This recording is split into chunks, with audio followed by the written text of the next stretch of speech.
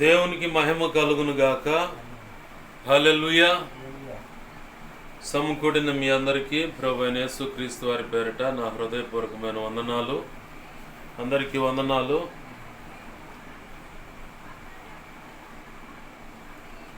మంచిది. పరిశుద్ధ గ్రంథం తెరుద్దాం. ఫిలిప్పీలకు రాసిన పత్రిక, పౌలు భక్తుడు ఫిలిప్పు అనే ప్రాంతంలో ఉన్న సంఘానికి రాసిన, ఫిలిప్పీలకు రాసిన పత్రిక 4వ అధ్యాయము 6వ వచనాన్ని చదువుతున్నాను, గమనించండి. ఫిలిప్పీలకు రాసిన పత్రిక 4వ అధ్యాయము 6వ వచనం. దేనిని గూర్చి చింతింపకుడి గాని ప్రతి విషయంలోనూ ప్రార్థన విజ్ఞాపనముల చేత కృతజ్ఞతాపూర్వకముగా మీ విన్నపములో దేవునికి తెలియజేయుడి. ఆమేన్. హల్లెలూయా. మంచిది. చిన్న మాట ప్రార్థన చేసుకుంది. ప్రేమగల మా కన్న తండ్రి యేసయ్య, నీకు వందనాలు, కృతజ్ఞతాస్తుతులు. మీరు ఇచ్చిన లేఖన భాగాన్ని బట్టి నీ కృతజ్ఞతాస్తుతులు. ఈ లేఖనాన్ని విరవండి. ఈ లేఖనము చాటున మీరు దాచి ఉంచిన లోతైన నూతనమైన అతి శ్రేష్టమైన మర్మములు, లేఖన ప్రత్యక్షతలు, ఆత్మ ప్రత్యక్షతలు, సర్వ సంపూర్ణ సత్య సంబంధమైన ఉపదేశము మేము సంపూర్ణుల మగటానికి ఈ భూమి మీద నువ్వు నిర్ణయించిన పని యావత్తు సమర్థవంతంగా సంపూర్తి చేసి ధైర్యంగా క్రీస్తు న్యాయపీఠ మీదట నిలవబడటానికి, అలాగనే ఈ భూమి మీద మేము ఉండగా నీ కృపచేత మా వంచులో మేము నిలకడగా నిలబడి అయా నీ సిలువ నీడలో విశ్రాంతి పొందుతూ మా వంచులో మేము నిలచి మా ఎదుట ఉంచబడిన పరుగు పందెంలో నీ కృపచేతని ఓపికతో పరిగెడుతూ నీవిచ్చిన దర్శనమును గురి మొదటిగా నిన్ను గురిగా పెట్టుకొని ఆ పిదప నీవు ఏమైతే దర్శనము సేవా బాధ్యతల దర్శనం ఇచ్చావో ఆ దర్శనము ఆ బాధ్యతలను గురిగా మా ఎదుట పెట్టుకొని అలసట చెందక, విసుగు పడక, జోగక, నీరసిల్లక, అయా ఇదిగో తండ్రి కునకక, నిద్రించక, మెలకు కలిగి శోధనలో ప్రవేశించక నీ కృపచేత నిలిచి నీవు వెలిగించిన దీపముగా దేవా ఈ లోకానికి దేవా మేము వెలుగుగా ఒక దీపంగా నిలబడి ఈ లోకానికి లోకస్తులకు వెలుగుగాను అనేకులకు మార్గం చూపించే వ్యక్తులుగాను దేవా దేవా కనికరించమని, అలాగనే ఈ లోకానికి ఉప్పుగాను రుచిగాను క్రీస్తు పరిమళ సువాసనగాను క్రీస్తు పత్రికలుగాను అయ్యా క్రీస్తు ప్రతిబింబాలుగా మేము ఈ లోకంలో బ్రతుకుతూ ప్రభువా నువ్వు నిర్ణయించిన పని యావత్తు సమర్థవంతంగా సంపూర్ణం చేసి నిన్ను మహింపరుచున్నట్లుగా ధైర్యముగా క్రీస్తు న్యాయపీఠాన్ని ఎదుర్కొన్నట్లుగా ఆనాడు నీ సింహాసనం ఎదుట మేమంతా వరుస క్రమంలో నిలబడినప్పుడు మా వంతులో మా లెక్క అప్పజెప్పవలసి ఉంది. ఆ లెక్క యథార్థంగా అప్పజెప్పినప్పుడు మమ్మల్ని బట్టి నీవు తండ్రి అయిన దేవుని ఎదుట సిగ్గుతో తలదించుకోకుండా అయా సిగ్గు పడనక్కర్లేని పనివానిగా ప్రభా నీ పని యావత్తు సంపూర్తి చేసి ఆనాడు కూడా నీ ఎదుట నిలిచినప్పుడు తండ్రి ఎదుట నువ్వు ఉన్నప్పుడు మేము లెక్క అప్పజెపుతున్నప్పుడు మా విషయమై నువ్వు దేవా ఇదిగో సిగ్గుతో తలదించుకోకుండా బడా మంచి దాసురాలని నీ చేత ఆనాడు మెప్పు ఘనత మహిమ బహుమతులు అందుకొని నీ చేతుల్లో ప్రవేశించి వధువులో నువ్వు నిర్ణయించిన ఉన్నత స్థానంలో నేను నిలిచి యుగ యుగాలు నీతో కలిసి నిత్యరాజ్య పరిపాలన చేసి నిన్ను మహింపరచుకునే భాగ్యం కలుగునట్లుగా మాకు ఉపదేశించండి, మమ్మల్ని బలపరచండి, ప్రోత్సహించండి. మా చేయి పట్టుకొని నువ్వే నడిపించండి. నడవలసిన చోట మమ్మల్ని నడిపించండి అయ్యా. దాటవలసిన చోట మేము అసలు మాకు నడవటమే చేత కాదు, మమ్మల్ని నడిపించండి. దాటవలసిన చోట ఒక తండ్రిగా ఒక తల్లిగా మమ్మల్ని ఎత్తుకొని దాటించండి. నడవలసిన చోట మళ్ళీ మా చేయి పట్టుకొని నడిపించండి. అది కూడా నీ ఆలోచన చొప్పున, నీ ఆత్మ చొప్పున, నీ మాట చొప్పున మమ్మల్ని నడిపించండి అయ్యా. ఈ సమస్త యావత్తు జరుగునట్లుగా ఇంకనూ నీ చిత్తంలో ఉన్నది నెరవేర్చబడినట్లుగా మాకు ఉపదేశించమని, మమ్మల్ని బలపరచమని, నీ మనసులో ఉన్న సంగతులు ఏమైతే ఉన్నాయో అవి బయటకు తెచ్చి మీ పక్షం వహించిన మీ దాసు నోటి నుంచి మీ దాసుని మీ ముఖాంతరం నుంచి మీరు కనబడుతూ మీ దాసుని సిలువ చాటును మరుగుపరిచి మీ దాసుడు నోటికి బలమైన వాక్శక్తినిచ్చి మీరే అయ్యా ఇదిగో తండ్రి మీ దాసుని బలపరిచి చక్కగా నిలబెట్టి నీవే నాచో మాచో అందరితో సూటిగా తేటగా స్పష్టంగా మీరు మాట్లాడు. మా అందరికీ మీ దాసుడు మాట్లాడుచుండగా నీ శ్రేష్టమైన వర్తమానం వెలువడుచుండగా మా అందరికి వినగలిగిన చెవును, గ్రహించగల మనసును, లోబడి హృదయాన్ని, వాక్యాన్ని కూడా జీవించే కృపను, హృదయ సున్నతిని, దిద్దుబాటు మనస్సును, నేర్చుకునే శుభగుణ లక్షణమును, నిత్యత్వము చేరు పర్యాంతం వరకు నిత్యం నీ పాసను శిష్యరకం చేసే తత్వం కలిగి శిష్యులైన సేవక గణముగా సిద్ధపరచబడి భూదిగాంతుల వరకు నీ సేవ చేసి భూదిగాంతుల వరకు వెళ్ళి నీ ఘనమైన సర్వసంపూర్ణ సత్యమైన నీవిచ్చిన ఈ దర్శనానికి తగినటువంటి సేవ చేసి ధైర్యంగా నీ క్రీస్తు న్యాయపీఠాన్ని ఎదుర్కొని ఆనాడు నీ చేత బహళా మంచి దాసురాలను మెప్పు, ఘనత, మహిమ, బహుమతులు అందుకొని నిత్యత్వంలో ప్రవేశించి వధువులో నువ్వు నిర్ణయించిన ఉన్నత స్థానంలో నిలిచి యుగాలు నీతో కలిసి నిత్య రాజ్య పరిపాలన చేసి నిన్ను మహింపరచున్నట్లుగా మాకు బోధించండి అయ్యా, మమ్మల్ని బలపరచండి. ఆ మాటలు వ్యర్థమైపోకుండా అయ్యా నీ మాటలు మా హృదయాల సిలువ రక్తం చేత పదిలపరచు. అనేక పర్యాలు నెమరవేసి అయ్యా ఇదిగో ధ్యానించే భాగ్యం దయచేయండి. బలమును దయచేయండి అయ్యా. అయ్యా నీ బలమును దయచేయండి ప్రభు. అల్పులం ప్రభు బలపరచండి, బలహీనులం ప్రభు బలపరచు. నీ ఆత్మ బలముతో, కృపా బలముతో, వాక్య బలముతో, నిత్యజీవ శక్తితో, పునరుద్ధాన శక్తితో, ప్రభు యొక్క శరీరం రక్తం ద్వారా వచ్చే జీవం శక్తితో మమ్మల్ని నిలబెట్టండి, బలపరచండి, నడిపించండి ప్రభు. నీ ఉపదేశాన్ని అడ్డగించాలని ప్రయత్నం చేస్తున్నది దుష్టుడు, వాడి దూతలు, చీకటి, అంధకార శక్తులు ఇంకేమున్నా సరే అవి ఎంత ప్రమాదంగా మంత్రపోయగలేమో సరే ఏ సునాన్ని మహాపునరుద్ధాన శక్తితో వాటినోడు ప్రభువుని నీవు నాకు ఇచ్చిన అధికారం బంధిస్తున్నా, లయపరుస్తున్నా. బంధించి లయపరిచిన కృతజ్ఞతాస్తుతులు మా తండ్రి. నీ కార్యములు జరిగించు, నీ చిత్తం నెరవేర్చు, నీ దయా సంకల్పం నెరవేర్చు, నీ అనాది ప్రణాళిక నెరవేర్చు ప్రభు. నా చుట్టూరు మా చుట్టూరు నీ చిత్త ప్రకారం ప్రార్థనలు ఏకీపిస్తున్న ప్రతి ఒక్కరి చుట్టూరు మేమున్న ఈ గృహం, కాలనీ, గ్రామం, పట్టణం, రాష్ట్రం, దేశ సమస్తం చుట్టూ నీ సిలువ రక్తపు కంచె, రక్షణ కంచె, అగ్ని కంచె చుట్టూ కంచగలవు. ఈ మహిమేగాన్ని జ్ఞాపకం చేయడం సమస్తంపై ఆవరింపచ్చే యెషయా 51:16 ప్రకారం నీ చేతి నుండి దాచిపెట్టు. 34వ కీర్తన 7, 91వ కీర్తన 11, 12 రాజులు 6:7 ప్రకారం నీ అగ్ని వంటి రథముల సైన్య సమూహాన్ని దేవదూతలను అగ్ని దేవ చుట్టూ కావలిగుంచు. నీకు అనుదృష్టి ముఖాన్ తేజం అని వెలుగు సన్నిధి కాంతి దేవా ఇదిగొచ్చండి జ్ఞాపకం చేయడం సమస్తంపై ప్రకాశింపచ్చు. సర్వోన్నతుని శక్తి జ్ఞాపకం చేయడం సమస్తమును దేవా అయా కమ్మునుగాక. నీ మహిమ, తేజ, ప్రభ, దహిం ప్రభ జ్ఞాపకం చేయడం సమస్తం నుంచి నువ్వు కోరు నలుదిక్కులు ప్రభులు వెళ్ళునుగా. యెషయా 57:16 నీ చేతులను దాచిపెట్టు. జకర్యా గ్రంథం 2:5 నీవే అగ్ని ప్రాకారం నాచో మాచో మీరు రెండుండయ్యా. మేమున్న ఇదిగో తండ్రి ప్రార్థనలు నీ చిత్త ప్రకారం ఏకీపిస్తున్న బిడలున్న గృహాలను సినాయి పర్వతంగా మార్చు అయ్యా. మేమున్న కాలనీ, గ్రామం, పట్టణం, ఇంటిని కూడా సినాయి పర్వతంగా మార్చు. స్తుతి సింహాసనాసుడే మార్చు ఉండండి. మాకు బోధించండి, బలపరచండి. నీ పక్షం వహించిన నేను బలహీన, ఎంత బలహీన నీకు బాగా తెలుసు. నీ కృప మీద ఆధారపడ్డాను, నీ మీదే అనుకున్నా అయ్యా. నాలో నువ్వు కోరుకున్న పరిశుద్ధతను ఆశిస్తూ నా సమస్త అవిధేయతలు, అతిక్రమ దోషాలు, పాపదోషాలు, ఆజ్ఞాతిక్రమలను క్షమించు.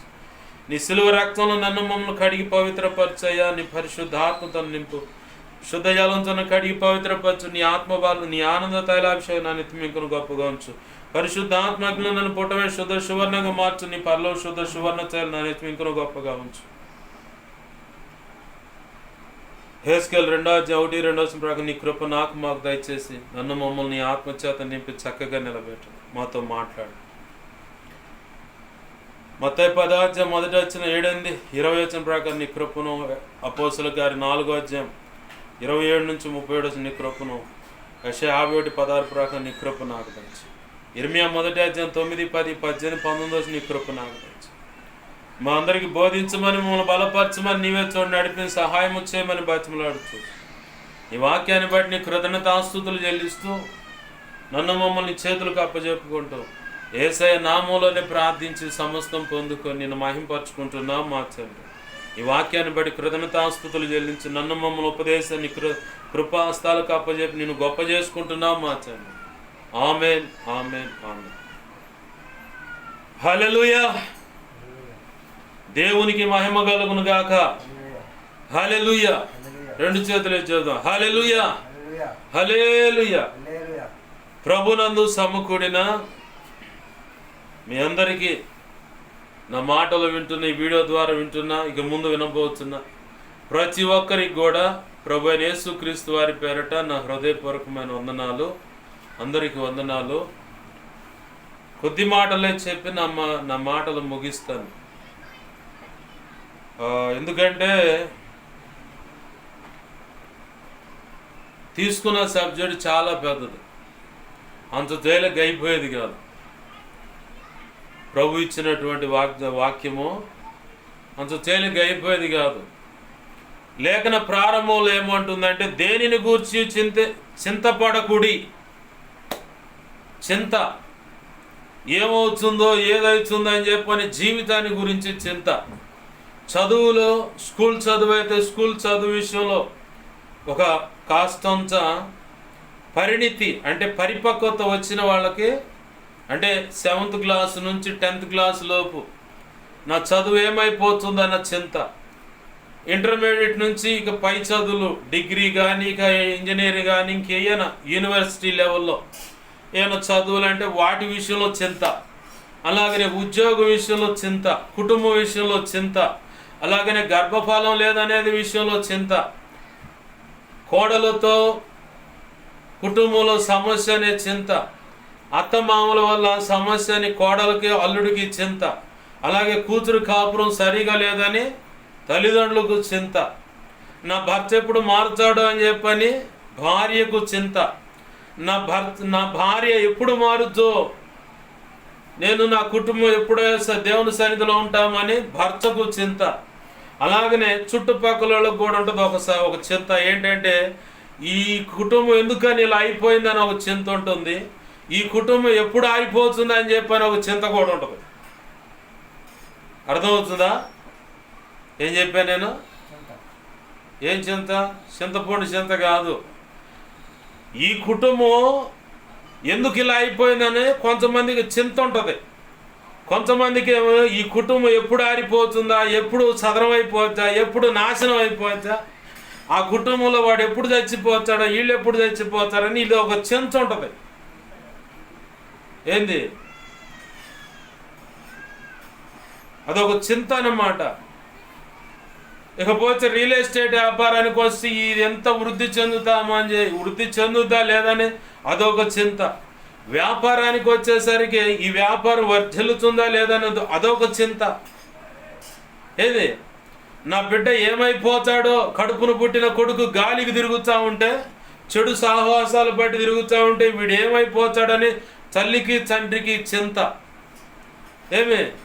కూతురు విచ్చలవిడిగా తిరుగుతుంటే ఈ పిల్ల భవిష్యత్తు పెళ్లి కాకముందు ఈ రకంగా ఉంది, పెళ్ళైన తర్వాత ఇంకే రకంగా ఉంటుందో, ఈ అమ్మాయి భవిష్యత్తు ఏంటని చెప్పని ఆ చిన్న కూతురు విషయంలోనూ పెద్ద కూతురు విషయంలోనూ, 3వ కూతురు 4వ కూతురు 5వ కూతురు ఇట్లా ఒకళ్ళు కూతుర్ల సంఖ్య ఎక్కువ ఉంటుంది. మరి కొంతమందికి కొడుకుల సంఖ్య కూడా ఎక్కువ ఉంటుంది. పెద్దవాడు ఏమైపోతాడు, రెండోవాడు ఏమైపోతాడు, 3వవాడు ఏమైపోతాడు, 4వవాడు ఏమైపోతాడు, అసలు ఇలా కాపురాలు ఏంది ఎట్టుని ఇదొక రకాల అదొక సంబంధమైనటువంటి చింత అంటే దిగులు.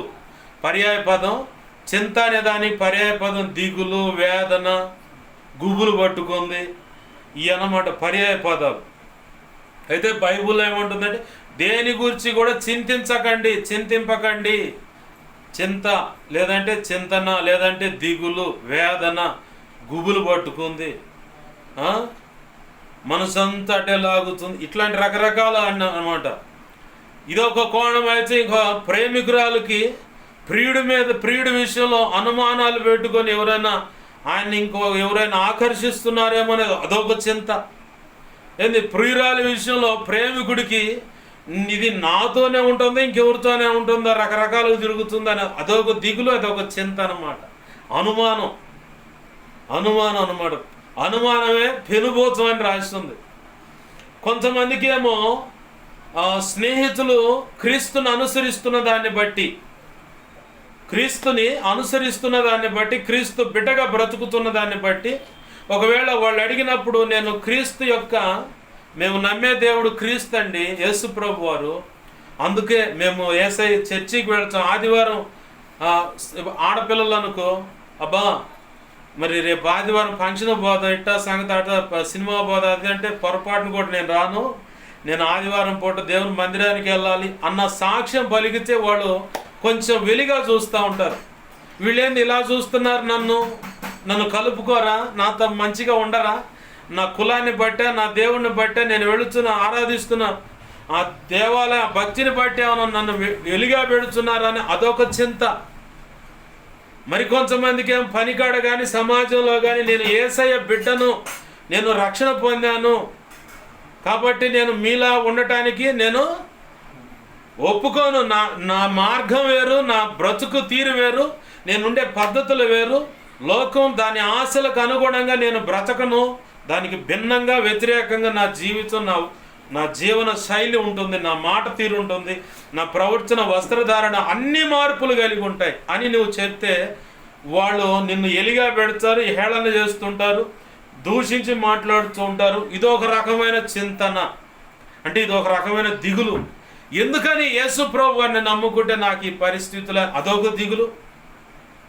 కొంతమందికేమో రక్షణలోకి రానప్పుడే మా బ్రతుకులు బాగున్నాయి, రక్షణ బాప్తీస అనుభవంలోకి వచ్చిన తర్వాత పచ్చకామరలేనుడికి పెట్టినట్టు అన్ని పచ్చాలేను, ఏది ఇది నాది కాదు, కాస్తంత సరదాగా చుట్టాలతో ఏదన్నా కాలం గడుపుదామంటే కుదరదు, లేదంటే ఫ్రెండ్స్తో కలిసి సరదాగా ఉందామంటే కుదరదు, లేదంటే ఏదైనా ఫంక్షన్స్ చెబితే ఆ ఫంక్షన్లో ఏ అపవిత్రత ఉంటుందో, తినే కాడ టెన్షనే, నిలబడే కాడ టెన్షనే, సాక్ష్యం కాపాడుకునే విషయంలో టెన్షనే, కుటుంబం తొందరపడి నోరు జారి బజారు ఎక్కిందంటే ఏంది మీ దేవుడు ఇదేనా నేర్పింది అంటారా, అదొక చింత, అదొక దిగులు, అదంతా టెన్షన్ దిగులు అనమాట.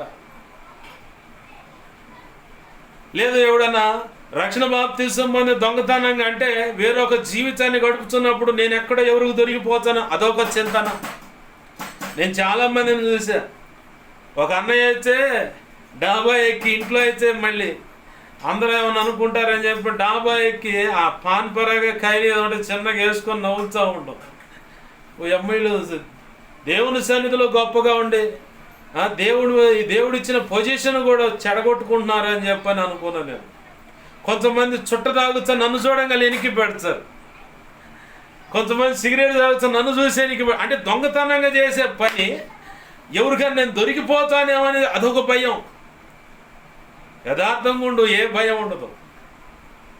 యథార్థంగా ఉంటే ప్రభు చెప్పిన కొలతల ప్రకారం నువ్వు బ్రతకగలిగితే నువ్వు ఏ భయం ఉండదు. ఇక అంటే ఒక్కొక్కళ్ళకి ఒక్కొక్క రకమైన చింతన, అంత దిగులు, ఆవేదన.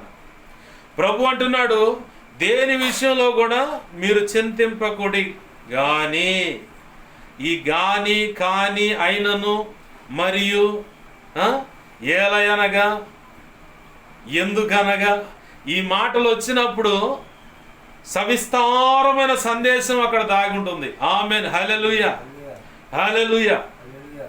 ఏం దాగి ఉంటుంది? సవిస్తారమైన, అంటే దానికి అడ్డుబండలేయటానికి కుదరదు, ఆ విస్తారమైన ఉపదేశం అక్కడ దాగి ఉంటుంది. ఇక్కడ పౌలు భక్తుని ద్వారా పిలుపులకు చెబుతున్న మాట ఏంటంటే, ఈరోజు నీతో నాతో చెబుతున్న మాట, దేనిని గూర్చి చింతింపకుడి. ఇదే మాట యేసు ప్రభు వారు కూడా చెప్పాడు. వింటున్నావా? ఇదే మాట యేసు ప్రభు వారు కూడా చెప్పాడు. ఒకడు చింతించుట వలన వాని ఎచ్చు మోరెడ అంటే 1 అడుగున్నర ఎచ్చు పెంచుకొనగలడా? ఏమి తిందుమా, ఏమి చేద్దామా అన్న వాటి విషయాల్లో దిగులు పడాల్సిన పని లేదు. ఏ నాటికీడు ఆ నాటికి చాలును. ఏంది? అయితే మీకు ఏమేమి అవసరత అక్కరతలు ఉన్నాయో అవన్నీ మీ దేవుడైన యెహోవాకు బాగుగా తెలుసు. వాటి గురించి మీరు చింతించమాకండి. ఆకాశ పక్షులను చూడండి, అవి విత్తవు, కోయవు, కోట్లలో దాచుకొనవు, కానీ వాటిని దేవుడు పోషిస్తూ ఉన్నాడు. అన్ని కాలాలలో పోషిస్తూ ఉన్నాడు. మరి వాటికంటే మీరు శ్రేష్ఠులు గారా? అడవి గడ్డిని చూడండి, ఎంత అందముగా అది అలంకరించబడినట్లుగా పెరుగుతుంది. అది అన్ని విధాల మనిషి ఉపయోగపెట్టుకునే దానికి అన్ని కోణాల్లో ఉపయోగపడుతుంది. మరి ఇంత బాగా అన్నిటి విషయాల్లో దేవుడు జోక్యం చేసుకొని అన్ని విషయాల్లో తన హస్తాన్ని ఉపయోగపెట్టి అందరికీ అన్ని విధాల సహాయం అందిస్తున్నాడు కదా, నువ్వెందుకు చింతిస్తున్నావు? నువ్వెందుకు దిగులు పడుతున్నావు? సరే, నువ్వు దిగులు పడి నువ్వేమన్నా బాగు చేయగలవా? నువ్వేమన్నా సరి చేయగలవా? నువ్వు ఎవరి జీవితాన్ని నిలబెట్టగలవా? లేదు నువ్వు ఎవరికైనా ఏదైనా సహాయం చేసి ఒక కుటుంబాన్ని కట్టగలవా? పాడైపోయిన మతిస్థిమితం లేనట్టు ఒక మానసిక రోగి ఉంటే ఆ మానసిక రోగిని ఏమైనా బాగు చేయగలవా? లేదు నీ నెత్తి మీద ఉన్న వెంట్రుకలను నల్లగా ఉన్న వాటిని తెల్లగా చేయగలవా? లేదు తెల్లగా ఉన్న వాటిని నల్లగా చేయగలవా? ఏది చేయలేవు. కాకపోతే ఆ గోద్రేజ్ వాళ్ళది రంగు మాత్రం తెచ్చి పులుకుంటావు. 4 రోజులు ఉంటుంది, లేదంటే 6 రోజులు ఉంటుంది. ఆ తర్వాత మళ్ళీ ప్యాకెట్ ఖర్చు పెట్టుకోవాల్సిందే. ఆమేన్, హల్లెలూయా, హల్లెలూయా. ఖచ్చితంగా ఖర్చు పెట్టుకోవాల్సిందే. ఆ గోద్రేజ్ వాళ్ళది మగవాళ్ళకి ఇదని ఆడవాళ్ళకి ఇదని కొత్తగా అవి కనిపెట్టారు, ఇక అవి తెచ్చేసుకోవాల్సిందే తప్ప ఆ రంగు పూసుకొని నిత్య నూతన యవ్వనస్తుడు అని చెప్పని 65 సంవత్సరాల ముసలాయన అన్నీ తెల్లబారిపోయి ఉంటాయి వెంట్రుకలన్నీ. అయినా సరే నిత్య నూతన యవ్వనస్తుడు అని చెప్పని నలుగురు చూపించుకోవాలని ప్రయత్నం. ఒకళ్ళేమో అందాన్ని కాపాడుకోవాలని అదొక చింతన. ఇప్పుడు సినిమా స్టార్లు ఉన్నారు, ఈ ముక్కు కాస్త ఏదన్నా తేడా గుణంగానే పలానా కోటేరు ముక్కులాగా, అంటే పొడవుగా ఇలా ముక్కు పొడవుగా ఉండాలి, కోటేరు ముక్కులాగా ఉండాలని చెప్పని ఇలాంటి ముక్కు ఉంటే అందరూ ఆకర్షిస్తారు, నన్ను బాగా గొప్పగా చూస్తారని చెప్పని ఈ ముక్కు కోసం సర్జరీ లక్షల రూపాయలు పెట్టి ముక్కును ప్లాస్టిక్ సర్జరీ చేయించుకొని దాని విషయంలో అందాన్ని కాపాడుకోవటానికి ఒక చింతన. బ్యూటీ పార్లర్ ఉంది, ఎంత చదువు చేయించి వెళ్ళిపోతావు నువ్వు? ఇప్పుడు నువ్వు నలుపున్నావు, నలుపులోనే అందగచ్చలు ఉన్నారు, నలుపులోనే అందగాళ్ళు ఉన్నారు. ఏంది, ఎరుపులోనూ అందగచ్చలు ఉన్నారు, అందగాళ్ళు ఉన్నారు. ఇప్పుడు ఏం పుట్టిందంటే ఈ లోకానికి ఒక మాయదారి రోగం ఏంటంటే ఫేషియల్ చేయించుకోవాలి. ఈ నొసలుకున్న ఎంట్రుకలను సరిగా ఆడ పోయి వాళ్ళు కట్ చేస్తారనమాట, క్రాప్ చేసి వాటిని కరెక్ట్గా ఐబ్రోస్ అని చెప్పని వాళ్ళు చేయించుకుంటూ ఉంటారు. ఫేషియల్ అని చెప్పని ఖచ్చితంగా నెలకోసారి ఏందో పోవాలి ఖచ్చితంగా. ఒకసారి చెయ్యి పెట్టావా అక్కడికి, ఇక కంటిన్యూగా అక్కడ 300, 400, 500 ఎంతో కొంత ఖర్చు పెట్టుకోవాల్సిందే. దానివల్ల వచ్చేది ఏంటిదంటే ఒకవేళ తేడా పడితే క్యాన్సర్ తప్ప రెండోది రాదు. అలా ముఖం మీద వాళ్ళు పూసే ఆ క్రీములను బట్టి, ఫేషియల్ చేసిన తర్వాత అవతల చెప్పిన దాన్ని బట్టి, తెచ్చి రాసిన దాన్ని బట్టి చాలామంది ముఖాలు వికారమైపోయి ముఖానికే క్యాన్సర్ రోగం వచ్చి అట్లా చచ్చిపోయిన వాళ్ళు ఉన్నారు. అంటే ఒక యవనస్తుడికి ఇప్పుడు మగవాళ్ళకు కూడా పుట్టింది ఆ దరిద్రం. వాడు కూడా పోతున్నాడుగా ఫేషియల్ అని చెప్పని పోయి ఆ ఫేషియల్ చేయించుకొని వస్తాడు. ఫేషియల్ చేయించిన తర్వాత వాళ్ళ ముఖాలు చూడాలా, బాగా కోపం ఉన్నోడు కనుక ముఖం మీద కొడితే కనుక ఎర్రగా కందిపోతుంది చూడు. ఆ టైంలో మ్యాచెస్ అన్నైతే భలే చూస్తుంది వాళ్ళ సంగతి. ముఖం మీద అంట పటా కొడతారంట. ఎండి మిరగాయలు తొడాలు తీయడానికి పోయినాడు మొహం కనుక ఎరుపున్నవాడు కనుక మొహం ఎట్ట ఎర్ర గందితో అట్ట గందిపోయాడు వాళ్ళ మొహం అని చెప్పారు. అంటే అందాన్ని కాపాడుకోవాలనే చింతన. అలాగనే వయసు పైబడకుండా జాగ్రత్త పడాలని కొన్ని, ఇప్పుడు మైకేల్ జాక్సన్ ఉండు, నేను ఇంకా ఆయుష్ నిత్య నూతన యవనస్తుడిగా ఉండాలి కాబట్టి అందుకు కొంతమంది డాక్టర్లు ప్రత్యేకంగా లక్షల రూపాయలు జీతాలు ఇచ్చి కోట్ల రూపాయలు మెడిసిన్ వాడితే చివరికి ఏమొచ్చింది, మరణం రానే వచ్చింది, చివరికి అలింగాని వ్యాధి అయింది, అట్నే పోయిండు. అంటే ఒకడు అందాన్ని కాపాడుకోవడానికి చింతన ఏంది, నేను ఎప్పటికీ కూడా యవనస్తుడిగానే ఉండాలని దాని విషయంలో. నిన్ననేమో ఒక వేటివ్ న్యూస్లో ఒక వాల్ పేపరు ఇన్స్టాగ్రామ్లోనూ దేంట్లోనూ చూశాను నేను. ఆమెకు 55, 65 ఉంటాయట్టుకుంటా. ఆమె కన్యకగా ఉండాలని చెప్పని ఆమె యొక్క శరీరంలో ప్రైవేట్ పార్ట్ అన్నమాట, అంటే ఒక బిడ్డ జన్మించటానికి ముఖద్వారం అన్నమాట. సైన్స్ ప్రకారం చెప్పాలంటే యోని భాగం. ఒక కన్యకగా నేను ఉండాలని చెప్పని ఎన్నో కోట్ల రూపాయలు ఖర్చు పెట్టి సర్జరీ చేయించుకుందంట.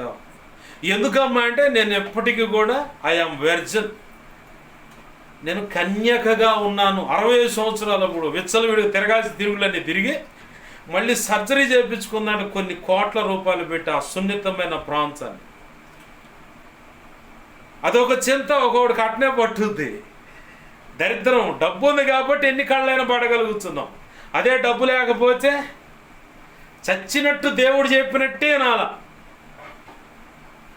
మనం ఒంట్లో శక్తి ఉన్నా, జ్ఞానం ఉన్నా, తెలివితేటలున్నా, కాస్త కోస్త బలం ఉన్నా, చేయగలుగుతున్నామనే ప్రయత్నం ఉన్నా, లేదు అనుకున్న సమయానికి డబ్బు చేతికి అందుతున్నా, మనము పొరపాటును కూడా దేవుడికి అలివిగాము. ఇది వాస్తవం. ఇది వాస్తవం. మనం బాగుపడాలి, లేదంటే ఆ వ్యాధి వచ్చింది పలానా, ఆ సమస్య వచ్చింది, ఆ సమస్య నుంచి బయటపడేదాకా మనిషికి చింత ఉంటుంది, ఆ దిగులు, ఆవేదన ఉంటుంది. అది కాస్త క్లియర్ అయిందనుకో, పొరపాటున దైవజనులు దొరకం, దేవుడికి కూడా దొరకం.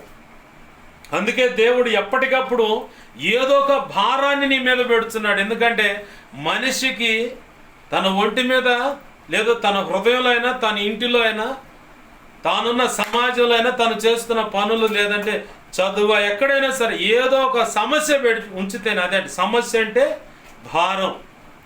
ఆ భారం పెడితేనే కరెక్ట్గా దేవుడు అనుకున్న కొలతలోకి నువ్వు రాగలుగుతున్నావు, దేవుడు అనుకున్న మార్గంలో నువ్వు నడవగలుగుతున్నావు. ఆమేన్. హల్లెలూయా, హల్లెలూయా. ప్రభునందు ప్రియమైన దేవుని బిడ్డలారా, గమనించండి, దేని గురించి కూడా చింతించొద్దు. ఎందుకంటే నువ్వు చింతించటం వల్ల చివరికి మానసిక రోగిగా నువ్వు మారిపోతావు. ఇది కన్ఫర్మ్. దాంట్లో మాత్రం ఏమీ తేడా లేదు. మెంటల్గా డిప్రెషన్ అయ్యి, ఆ డిప్రెషన్ కాస్త సైనస్ ప్రాబ్లం అయి చివరికి మెదడులో యొక్క నరాలు యొక్క చిట్లిపోయే అవకాశం ఉండొచ్చు, లేదంటే బ్రెయిన్ స్ట్రోక్ వచ్చి అట్నే పోవచ్చు. ఏది నువ్వేమన్నా ఏదైనా పరిష్కరించగలిగిన దమ్ము, తెలివితేటలు, సామర్థ్యం ఏమన్నా నీకున్నాయా? నీ సొంత తెలివితేటలు ఎంత ప్రయత్నం చేసినా ఏ సమస్యకు కూడా పరిష్కారము దొరకదు. ఏ సమస్యకు కూడా పరిష్కారం దొరకదు. దావీదు గొలియాతును చంపినవాడు. అర్థమవుతుందా? దావీదు గొలియాతును చంపినవాడు. గొలియాతును చంపటానికి 5 రాళ్ళు ఏరుకొని పోయాడు. 5 రాళ్ళు ఉపయోగపెట్టాడా? ఒక్కటే రాయి ఉపయోగపెట్టాడు. ఆ ఒక్క రాయి ఉపయోగపెట్టే ముందు యుద్ధము యెహోవాదే అని చెప్పని ఒడిసెలో ఉన్న రాయిని విసిరాడు అంతే. ఆమేన్. హల్లెలూయా. బిళ్ళ బీటుగా పడ్డాడు గొలియాతు. ఎక్కడ తగిలితే మనిషి కింద పడతాడు, దేవుడు ఆలోచన ఇచ్చాడు, అట్లనే ప్రయత్నం చేశాడు. ఒడిసెల రాయి విసరడంతోనే తగలాల్సిన చోట తగిలింది. దేవుడు అసలు ఎట్లా పడితే వాడు చస్తాడో ఆ రీతిగానే గొలియాతును పడేశాడు. ఆమేన్. హల్లెలూయా. ప్రయత్నం ఏడ జరిగింది? దేవుని సన్నిధిలో మొదటిగా, దేవా ఇదిగో నేను వెళుతున్నాను, నా శక్తిని బట్టి కాదు, నా బలాన్ని బట్టి కాదు, నా ఎదుట కఠినమైన సమస్య, వాడు రంకెలేస్తున్నాడు, ఇజ్రాయెల్ ప్రజలను దూషిస్తున్నాడు, సైన్యాన్ని దూషిస్తున్నాడు, తిరస్కరిస్తున్నాడు, అసలు నిన్నే అవమానిస్తున్నాడు. ప్రభువా, నీ ఎదుట నీ దేవుని అవమానపరుస్తూ ఉంటారు, దూషిస్తూ ఉంటారు, నీచాతి నీచంగా మాట్లాడుతుంటారు. అయితే నువ్వు తిరిగి ప్రత్యుత్తరం ఇవ్వడానికి ప్రయత్నం చేయక ప్రభు సన్నిధిలో మోకరించి, ప్రభువా పలానా వాళ్ళు ఇలా అనుకుంటున్నారు, ఇదిగో నువ్వే పరిష్కరించు అని చెప్పని అడుగు. ఆయన్ని ఖచ్చితంగా ఆయన జోక్యం చేసుకుంటాడు. గొలియాతుని ఎలా అయితే బెళ్ళ బీటుకు పడేలా చేశాడో అలాగ పడగొట్టి ఆ వ్యక్తులను శిక్షించైనా సరిచేసి తన దయా సంకల్పం చొప్పున రక్షించి ఇదే పరిశుద్ధ గ్రంథాన్ని చేతికి అప్పచెప్పి, నడవరా ఇప్పుడు నా గురించి ప్రకటించు అని చెప్పండి, చచ్చినట్టు ప్రకటిస్తారు. ఆమేన్. హల్లెలూయా. నేను యేసయ్యను నమ్ముకున్నానని చెప్పని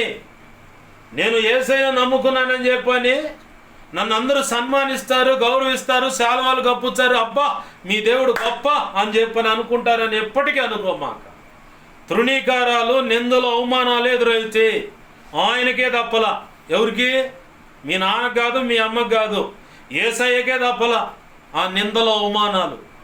అదే బాటలో వెళతావు. విశ్వాసపు యాత్ర అంటే ఇరుకు ఇబ్బందులే. నీకేం సన్మానాలు ఇక్కడుండవు, క్రీస్తు న్యాయపీఠ మీదట ఉంటాయి. ఆమేన్, హల్లెలూయా. అక్కడ ఉంటుంది నీకు నీకు నీకు ప్రత్యేకంగా. ఇక్కడ ఏమైతే ఏ ఏ రీతులుగా నువ్వు వేదన అనుభవిస్తున్నావు ప్రతిదానికి అక్కడ ఉంటుంది లెక్క. ఆనాడు క్రీస్తు న్యాయపీఠ మీదట ఇదిగో బడా మంచి దాసురాలు అని చెప్పి నీకు మెప్పు, ఘనత, మహిమ, బహుమతులు అక్కడ ఉంటాయి. అలాగనే వధువులో కూడా ఉన్నత స్థానంలో నిన్ను నిలబెట్టి ఆయన సన్మానిస్తాడు. యుగ యుగాలు ఆ స్థానాన్ని నీకు పదిలం చేశాడు. ఆమేన్, హల్లెలూయా, హల్లెలూయా. తుచ్చమైన వాటి నిమిత్తమై, తుచ్చముగా ఎవరో వ్యతిరేకంగా మాట్లాడుతున్నారన్న దాని విషయమై ఇక యేసయ్య వద్దు, ఈ మార్గం వద్దని పోయావా? అసలు నీ అంత దరిద్రుడు ఇంకొకడు ఉండడు. నీ అంత దరిద్రుడు, దౌర్భాగ్యుడు, నీ అంత దౌర్భాగ్యురాలు, దరిద్రురాలు ఇంకొకళ్ళు ఉండరు. నిందైన, అవమానమైన, వేదన, ఇరుకు, ఇబ్బంది, కడగండ్లు, కన్నీళ్ళు. ఇక అసలు చంపుకోవా బాబు. నువ్వు ఇప్పుడు చంపినా ఇంకెప్పుడైనా చంపినా ఖచ్చితంగా నేను పరదేశికి వెళ్తాను. పరలోకంలో యేసయ్య వధువులో నిర్ణయించిన ఆ స్థానంలో ఉంటాను. నాకు చావు అంటే భయం లేదని చెప్పాలా. ఆమేన్, హల్లెలూయా. ఓ దైవజనుడిని సువార్త ప్రకటించడానికి రావద్దని చెప్పారు RSS వాళ్ళు. నువ్వు వస్తే చంపేస్తావు అన్నాడు. అవునా, సరే. స్థానికులు కూడా ఫోన్ చేసి, అయ్యా వాళ్ళు దుర్మార్గులయ్యా, మీరు రావద్దని. నన్ను అభిషేకించినటువంటి దైవజనుడు అద్దంకి రంజిత్ ఫిరేగా తెలంగాణ ప్రాంతంలో RSS వాళ్ళు బెదిరించారు, రావద్దు ఈ ప్రాంతానికని. సభ నిర్వాహకులు కూడా డేట్లు ఇచ్చాడు, మీరు సిద్ధం చేసుకోండి. అయ్యా వాళ్ళు చంపుతాను, ఒకటే మాట్లాడు, వాళ్ళ చేతుల్లో నేను చావటం దేవుని చిత్తం అయితే అలాగనే చనిపోతాను, హతసాక్షి లిస్టులో ఉంటా. లేదు బ్రతికి ఉండి దేవుని సేవ చేయటం అయితే ఇంకా ఆయుష్ పొడిగించాడని ఇంకొక ప్రాంతానికి, ఇంకా గొప్ప స్థలాలకు వెళ్ళి నేను సేవ చేస్తా. నాకు చావు మీద భయం లేదు, వాళ్ళు చేసుకునేది. వెళ్ళాడు, నిలబడ్డాడు. బలిపీఠం నుంచి కిందకు నెడితే ఈ వెన్నుపూస తేడా పడ్డది. ఈ తలబాగు ఇది పగలగొట్టారు. వింటున్నావా? ఏం చేశారు? తలని ఇక్కడ ఇదంతా ఓపెన్ అయిపోయింది, వెనకాల వెన్నుపూస తప్పింది. డాక్టర్లు అన్నారు ఇతను బతకడు, చచ్చిపోతాడు. ఏయ్ డాక్టర్, ఆ మాట అనమాక, నేను బ్రతుకుతా. ఎందుకంటే నా ప్రభు నాకు మాట ఇచ్చాడు, ఆ మాట ప్రకారం నేను బ్రతుకుతా. నువ్వు చచ్చిపోతా ఉంటావేంది? నీకు చేతనవ్వా చేత కదా అది చెప్పు.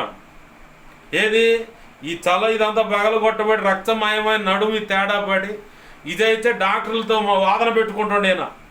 నా దేవుడు నాకు మాట ఇచ్చాడు నేను ఇంత సేవ చేయాలని, ఆ మాట ప్రకారం సేవ ఖచ్చితంగా నా దేవుడు చేయిస్తాడు.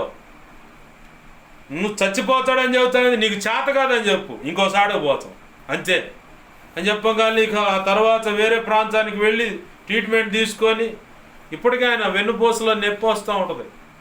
అందుకే ఆయన కూర్చొని వాక్యం చెబుతూ ఉంటాడు. గట్టిగా గంట కూడా నిలబడి వాక్యం చెప్పలేడు. కారణం ఏంటంటే ఓ ప్రాంతానికి పోతే RSS వాళ్ళు పైన బలిపీఠం నుంచి కిందకు నెట్టేశారు. కిందకు నెట్టి కొడితే వెన్నుపూస తప్పింది. సర్జరీ జరిగింది. ఇప్పుడు గంట లేదా 30 గంట ప్రభు కృపనిస్తే ఇంకొక గంటన్నర ఉంటాడు అంతే నిలబడుతూ. ఈ తలంతా ఓపెన్ అయిపోయింది. ఈ పళ్ళంతా కట్టుడు పళ్ళు, అవన్నీ పళ్ళు కూడా రాలిపోయినాయి. కొడితే రక్తం చిందించి భయంకరమైన యాతనలు అనుభవించి ఇప్పుడు ఆ దైవజనుడి విషయంలో కొంతమంది దౌర్భాగ్యులు అంటారు, ఆయన దుర్బోధకుడు అంట. దుర్బోధకుడు అయితే ఆయనకి రక్తం చిందించాల్సిన పని ఏముంది? వెన్నుపూస విరిగిపోయినా, తల ఓపెన్ అయిపోయినా దేనికోసం అంటే దేవుడు చెప్పిన పని. మరి అంత ప్రమాదంలో కూడా దేవుడు తనను కాపాడి ఈరోజు నిలబెట్టి ఇంకా ఆయుష్ను పొడిగించి దేవుని సేవ జరిగిస్తూ ఉంటే ఇంకా ఆయన ఏడ తప్పుడు బోధకుడని. ఇప్పుడు అతను చెప్పే దిద్దుబాటు వీళ్ళకి ఇష్టం లేదు, అది కారణం. ఇప్పుడు నువ్వు తేడాకున్నవయ్యా, ఇది దిద్దుబాటు చేసుకో అని చెబుతాం. దిద్దుబాటు చేసుకుంటే నువ్వు బాగుపడతావు. దిద్దుబాటు చేసుకోకపోతే రేపు పొద్దున క్రీస్తు న్యాయపీఠం లెక్క చెప్పుకుంటావు. నేను నీకు దైవజనుడిని అప్పచెప్పా, ఆ దైవజనుడి ద్వారా కొన్ని విషయాలు నీకు చెప్పా. ఒక విశ్వాసిగాను, పరిచారిగా, సంఘపేత సేవకులుగాను నీకు అప్పచెప్పిన ఆ మాట, నా నోటి నుంచి వచ్చిన మాట, దాన్ని నువ్వు తీసుకున్నావు అనుకో, నీ జీవితం విప్లవాత్మకంగాను విలువతో కూడిన రీతిగాను మార్పు చెందుంటుంది. నువ్వు తీసుకోలేదనుకో, ఏంది లేదని చెప్పేదాన్ని లెక్కలేని తనంగా తీసుకుంటే అది రేపొద్దున క్రీస్తు న్యాయపీఠ ఖచ్చితంగా లెక్క చెప్పుకోవాలి. ప్రభువా, ఇదిగో నేను దైవజనుడు చెప్పిన మాట వినకుండా నాకు నచ్చినట్టుగా నేను అడుగులేశాను. ఖచ్చితంగా లెక్క చెప్పుకోవాలి నువ్వు. ఏ దైవజనుడు అయినా సరే, నేనైనా సరే, నా ముందు నాకు దైవజనుడు కొన్ని విషయాలు చెబితే ఆ చెప్పిన విషయాలు నేను పట్టుకొని దాని ప్రకారం నేను దిద్దుకొని ఈరోజు ఇలా నిలబడగలిగా. నువ్వు దిద్దుబాటు చేసుకుంటే, నువ్వు నేర్చుకుంటే ఇంకొకళ్ళు నేర్పుతావు, ఇంకొకళ్ళు దిద్దగలుగుతావు. రేపొద్దున క్రీస్తు న్యాయపీఠం ఎదుట నువ్వు గొప్పగా గౌరవించబడతావు, అందరూ ఎదుట గౌరవించబడతావు. నువ్వు ఏడే తృణీకరించుకుంటా పోతే, ఇంకా ఆడకపోతే నిందలు అవమానాలు తప్ప, ఏసడింపులు చేదరింపులు తీసి పడేయడం వీడిని అని చెప్పి అంటాడు. ఎందుకు ఈ విషయాలు చెబుతున్నానంటే, ఎవడైనా చంపుతా అది అంటే చంపుకోమను. ఏమైతే ఇప్పుడు చనిపోతే రేపు పొద్దున పరదేశంలో ఉంటాం, పరలోకంలో ఉంటాం, హతసాక్షుల లిస్టులో ఉంటాం. దేని గురించి చింతించబడాల్సిన పని లేదు. కొంతమంది రోగం గురించి చింతపడుతూ ఉంటారు. అమ్మో, ఈ రోగం తగ్గదే అని చెప్పాను. నీకున్న రోగాలు కాదు, వాటి బాబులైన రోగాలు వచ్చినా సరే, ఎంత భయంకరమైన రోగమైనా సరే, డాక్టర్లు చేతులు ఎత్తేసారు, మా వల్ల కాదు అని చెప్పాను అనుకో, ఏం దేవుడు బాగు చేయడా? యేసయ్యకి అసాధ్యమైనది ఏమైనా ఉన్నదా? విశ్వసించు, ఆ రోగాన్ని బట్టి చింతపడమాక. అయితే నువ్వు ఆ రోగం వచ్చిన దాన్ని బట్టి దేవుడు చెప్పిన మాటకు వ్యతిరేకంగా ఎక్కడైనా అడుగులు వేస్తే వాటిని సరిచేసుకో. ఆమేన్, హల్లెలూయా. నీ కుటుంబంలో సమస్య ఉందంటే దేవుడు చెబుతాడు ఒక మార్గం, ఆ మార్గం ప్రకారం అడుగులు వేయి. కుటుంబం గురించి చింతపడేదానికంటే, బిడ్డలు, భార్య, భర్త, వీటి విషయంలో, కుటుంబ సభ్యుల విషయంలో, లేదా సేవ విషయంలో నువ్వు చింతపడేదానికంటే, ప్రభు నీతో ఏం చెబుతున్నాడో దాని విషయంలో మనసు నిలిపి ప్రభువుకు నచ్చినట్లుగా నీ బ్రతుకును, నీ తీరును మొత్తాన్ని సరి చేసుకొని, ప్రభు చెప్పినట్లుగా నువ్వు గనక అడుగులు వేయగలిగితే, ప్రభు చెప్పినట్లుగా సేవ చేయగలిగినట్లయితే, ప్రభు చెప్పినట్లు ఈ కుటుంబాన్ని కట్టుకోగలిగినట్లయితే, ఒక ఆడగూతురుగా ఉన్నావా, జ్ఞానవంతురాలు తన ఇల్లు కట్టుకుంటుందండి. 3 రాళ్ళు ఏముంది, జ్ఞానవంతురాలు తన ఇల్లు కట్టుకుంటుంది. 3 రాళ్ళు ఇల్లు మొత్తం బీగి రోడ్డు మీద పడేస్తుంది. ఒక భర్తగా నువ్వు ఉంటే నువ్వు ప్రార్థన చేయాలా, అయ్యా జ్ఞానవంతురాలైన భార్య, సుబుద్ధి గల భార్య, జ్ఞానవంతురాలు ఇల్లు కట్టుకుంటుంది అన్నావు. సుబుద్ధి గల భార్య యెహోవా ఇచ్చు దానం అన్నావు. యోగ్యురాలైన భార్య పెనిమిటి కిరీటం అన్నావు. ఈ భార్యల గురించి చెప్పబడ్డ సమస్త శుభగుణ లక్షణాలు నా భార్యకి ఇవ్వయ్యా అని ప్రార్థన చేయాలి. నేను ఇప్పుడు ప్రార్థన చేస్తున్నా, అదే ప్రార్థన నేను చేస్తున్నదే మీకు పరిచయం చేస్తున్నాను. నేను సామెతలు 31వ అధ్యాయం 10 నుంచి 31 వచనాల్లో గుణవతి అయిన భార్య గురించి చెప్పబడ్డ శుభగుణ లక్షణాలు ఉన్నాయ్యా, నా భార్యకి ఇవ్వు. నేను ఇదే ప్రార్థన రోజు చేస్తాను. 1 పేతురు 3వ అధ్యాయము 1 నుంచి 6 వచనాల్లో భార్యల గురించి చెప్పబడ్డ శుభగుణ లక్షణాలు నా భార్యకి ఇవ్వు. ఏమి తీతు పత్రిక 2వ అధ్యాయం 5వ వచనంలో యవన స్త్రీల గురించి చెప్పబడ్డ ఆ శుభగుణ లక్షణాలు నా భార్యకి ఇవ్వు. 1 పేతురు 3వ అధ్యాయం 7వ వచనంలో చెప్పబడినట్లుగా నా భార్యతో నేను జ్ఞానముతో, ఆ లేఖనం ప్రకారంగా ఒక పురుషుడిగా నేను నా భార్యతో కాపురం చేయడానికి కృపనివ్వు, ఆ తెలివితేటలు. స్త్రీగా కూడా, భార్యగా కూడా అడగాల, అయ్యా ఆ 1 పేతురు 3వ అధ్యాయం 7వ వచనం ప్రకారం నా భర్తతో నేను కాపురం చేయడానికి కృపనివ్వు అని చెప్పని అడగాలి. ఒకవేళ పురుషులకు సంబంధించిన గుణగణాలు, లక్షణాలన్నీ పరిశుద్ధ గ్రంథంలో చెప్పబడి ఉంటే ఆ శుభగుణ లక్షణాలన్నీ నా భర్తకి ప్రభు అని చెప్పి ప్రార్థన చేయాలి. ఒక భార్యగా, ఒక యవనస్తులైన ఆడపిల్లలు ఉంటే, యవనస్తులైన మగపిల్లలు ఉంటే వారు ఎక్కడ దారి తప్పిపోకూడదని యవనస్తుల గురించి చరిత్ర ఉంది. యోసేపు పాపం నుంచి తప్పించుకున్నాడయ్యా, నా బిడ్డలను అలా తప్పించు. అయ్యా యేసు ఇదిగో తండ్రి దావీదు ఎక్కడికి వెళ్ళిన సుబుద్ధి కలిగి ప్రవర్తించాడయ్యా, ఆయన దేవుడు ఆయనకు తోడు ఉన్నాడని సౌలు చూసి భయపడ్డాడయ్యా. అలాగే నా బిడ్డలకు కూడా సుబుద్ధిని దయచేయి. సొలొమోను ఉన్నాడయ్యా, సొలొమోను ఉన్నాడు, వివేకం గల హృదయం ఇచ్చావు యవన ప్రాయంలోనే. ఆ సొలొమోను వృద్ధాప్యం మందు తప్పిపోయినట్టు నా బిడ్డలు తప్పిపోకుండా సొలొమోనుకి ఇచ్చినటువంటి ఆ వివేకం గల హృదయం, ఆ జ్ఞానం నా బిడ్డలకు కూడా దయచేయి, ఆడపిల్లలకైనా మగ పిల్లలకైనా. ఓ లేఖనంలో చాలా విలువైన ప్రార్థనలో దేవుడు నీకు అలా పొందుపరిచి నీ చేతికిస్తే వాటిని పక్కన పెట్టి నా భార్య మారట్లేదు, నా భర్త మారట్లేదు, నా బిడ్డలు మారట్లేదు, నా కుటుంబం మారట్లేదు, నా పరిస్థితి మారట్లేదని ఏ పొచ్చు దేవుని పాదాల మీద పడి ఆయన మీద ఏడవటం తప్ప, ఇంకొకళ్ళు చూసి ఏడవటం తప్ప, అసలు పరిశుద్ధ గ్రంథంలో నేను చెప్పిన మాటలు ఎంతవరకు నువ్వు స్వీకరించి వాటిని నీ బ్రతుకుకు అనువయించుకున్నావు. వాటిలో విలువైన సంగతులు ఉన్నాయి కదా. సంసోను ఏంటి, సంసోను దేవుని ఆత్మచేత రేపబడి బలవంతుడిగా తయారాడు.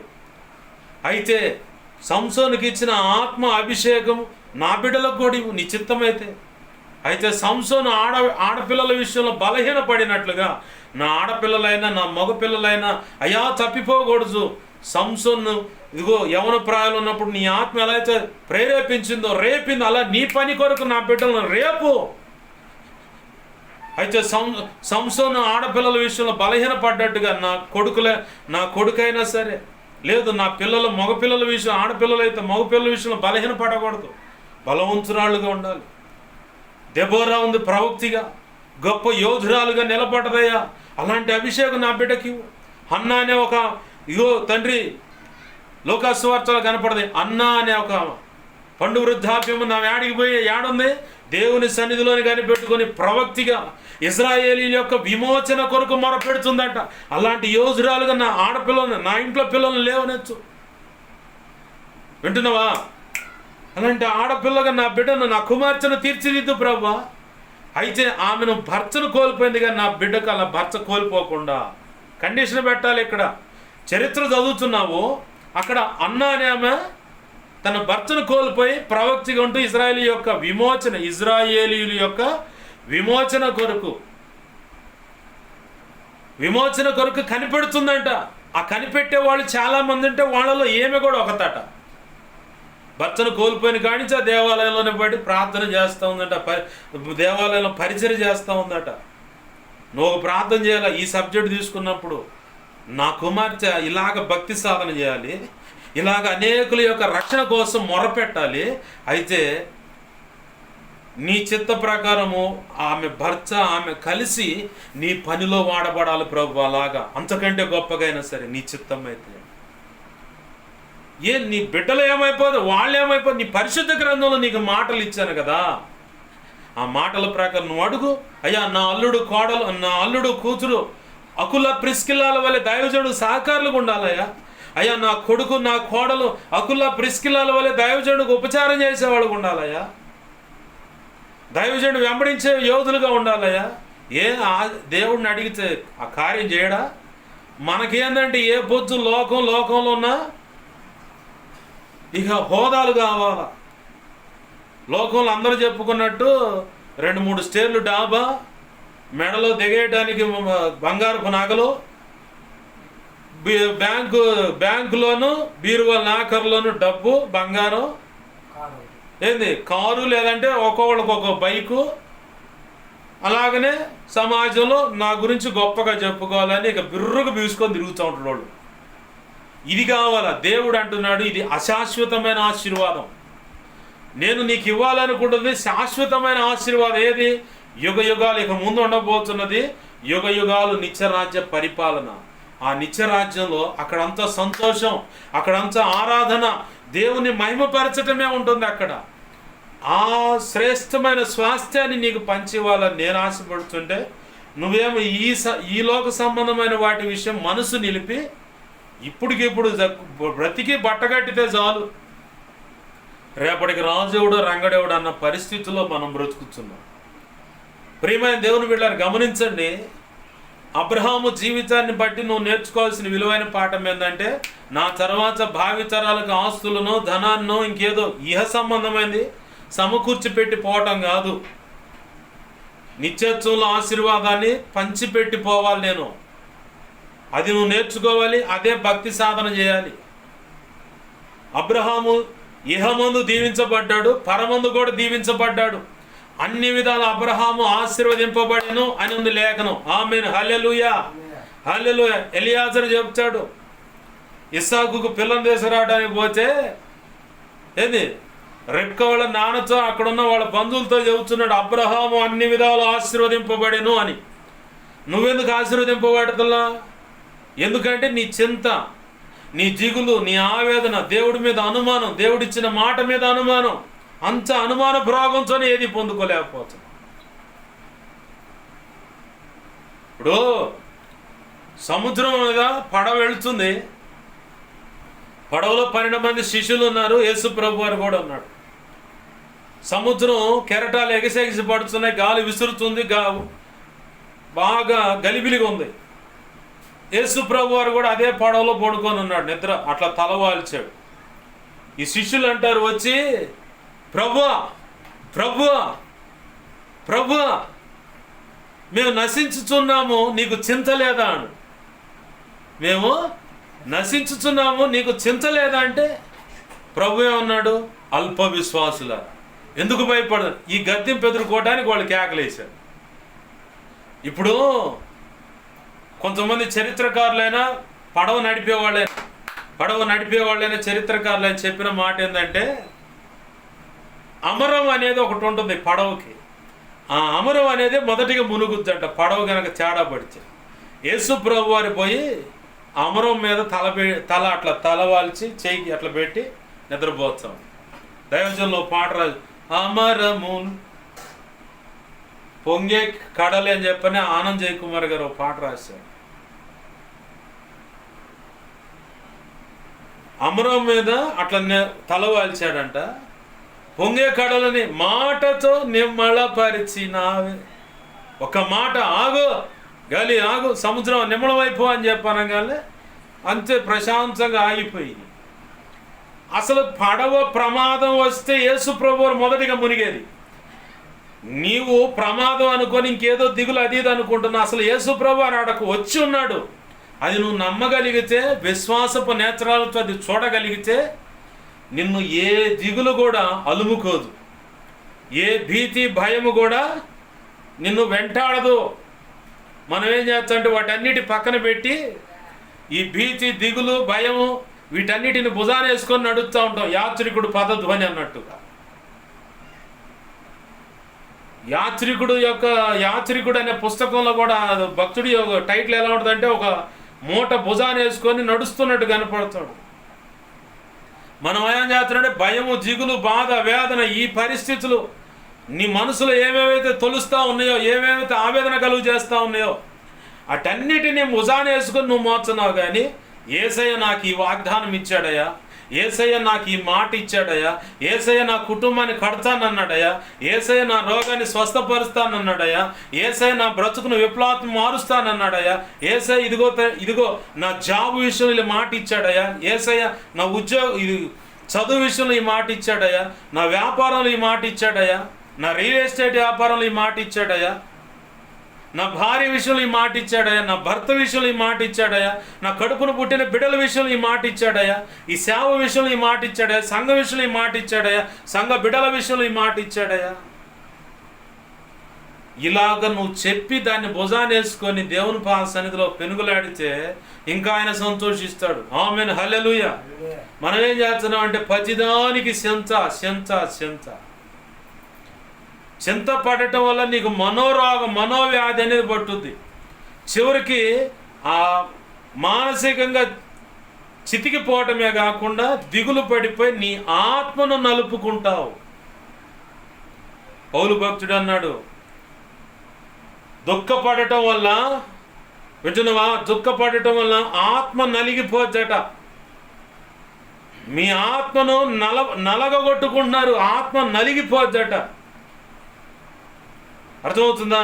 దుఃఖించడం వల్ల, చింతించడం వల్ల ఆత్మ నలిగిపోతుంది. ఆత్మ నలిగిపోతే ఎవరు నలిగిపోతారు? నీ ఆత్మలో ఇమిడి ఉన్న వాళ్ళు ఎవరు? సాక్షాత్తు త్రియేక దేవుడైన యేసు ప్రభువారే కదా. యేసు ప్రభువారే కదా నీ ఆత్మలో మిళితమై ఉన్నది. మరి నీ ఆత్మను చింతించటం వల్ల, దుఃఖించటం వల్ల, మానసికంగా కృంగిపోవటం వల్ల ఆత్మను నలుపుతున్నప్పుడు ఎవరికి తగులుతున్నాయి ఆ గాయాలు? నేను ఇచ్చిన మాట నా బిడ్డ నమ్మట్లేదు, నేను ఇచ్చిన మాట నా కుమారుడు నమ్మట్లేదు. దాన్ని బట్టి యేసయ్య నలిగిపోతూ ఉంటాడు. అయితే ప్రభు అంటున్నాడు, దావీదు చేసిన పని మీరు చేయాలా. ఏంటి దావీదు చేసిన పని? దావీదు చేసిన పని ఏంది? గొలియాతు మీదకి యుద్ధానికి వెళ్ళినప్పుడు దేవునికి అప్పచెప్పి యుద్ధాన్ని సలిపాడు. యేసయ్య హస్తం అలా దిగి వచ్చింది. ఆమేన్, హల్లెలూయా. అలాగనే దావీదుకు సౌలుకు 1000 కొలదీయును, దావీదుకు 10,000 కొలదీయును జై జైలని పలికినప్పుడు సౌలుకు దురాత్మ బట్టి దావీదును చూశాడు, తరిమాడు కూడా. ఆ సమయంలో కూడా యేసయ్యకు అప్పచెప్పాడు ఆ సంగతి. ఆమేన్, హల్లెలూయా. లేఖనం ఏముంటుంది? దేని గురించి చింతింపకుడి గాని ప్రతి విషయంలోనూ ప్రార్థన విజ్ఞాపనముల చేత కృతజ్ఞతాపూర్వకంగా మీ విన్నపములను ఎవరికి తెలియజేయాలంట? దేవునికి తెలియజేయండి, ఆయనకు జ్ఞాపకం చేయండి. వింటున్నావా? దేవునికి మహిమ కలుగును గాక. హల్లెలూయా. నిన్నెవడైనా చదువుతున్నాడన్నా, నిన్నేదో ఎవడైనా చేస్తాడనుకున్నా, ఫలానా వ్యక్తి మీద నాకు అనుమానం ఉందయ్యా, నన్ను చంపేస్తారేమో అనుకున్నా, లేదు ఫలానా వ్యక్తి వల్ల నాకు ప్రమాదం ఉందయ్యా, ఫలానా వ్యక్తి ఇలా చేస్తున్నాడయ్యా, ఫలానా వ్యక్తి ఇలా మాట్లాడుతున్నాడయ్యా, ఫలానా ఆమె ఇలా అంటుందయ్యా అని చెప్పని నీకు ఎవరో ఏమైనా తెలుసుంటే వెంటనే నువ్వు ఆ విషయాన్ని దేవునికి అప్పచెప్పాలి. ఎలా?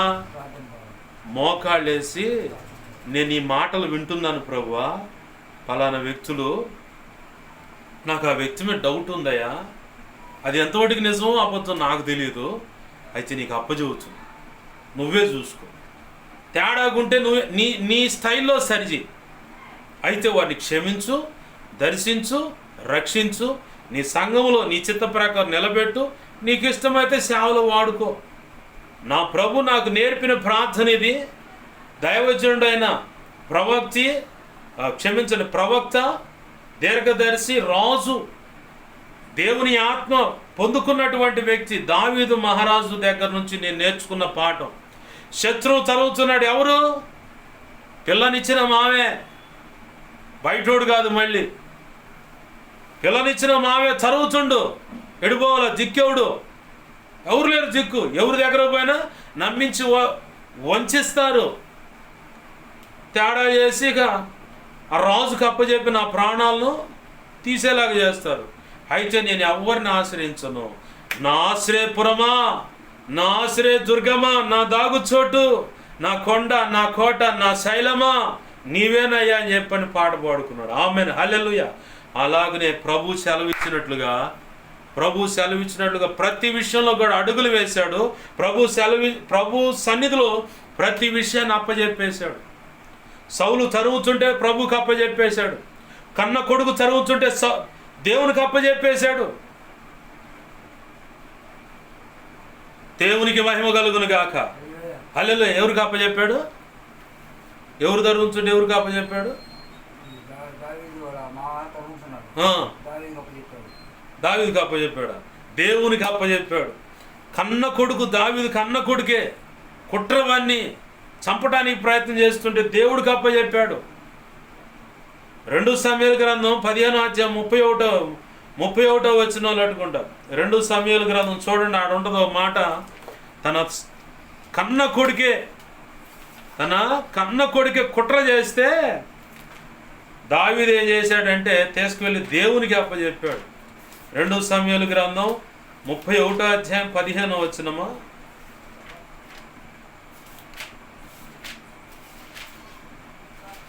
15వ అధ్యాయం 31వ వచనం చూడండి. 15:31. అంతలో ఒకడు వచ్చి అబ్షాలోము చేసిన కుట్రలో అహీతోపెలు చేరి ఉన్నాడని దావీదునకు తెలియజేయగా దావీదు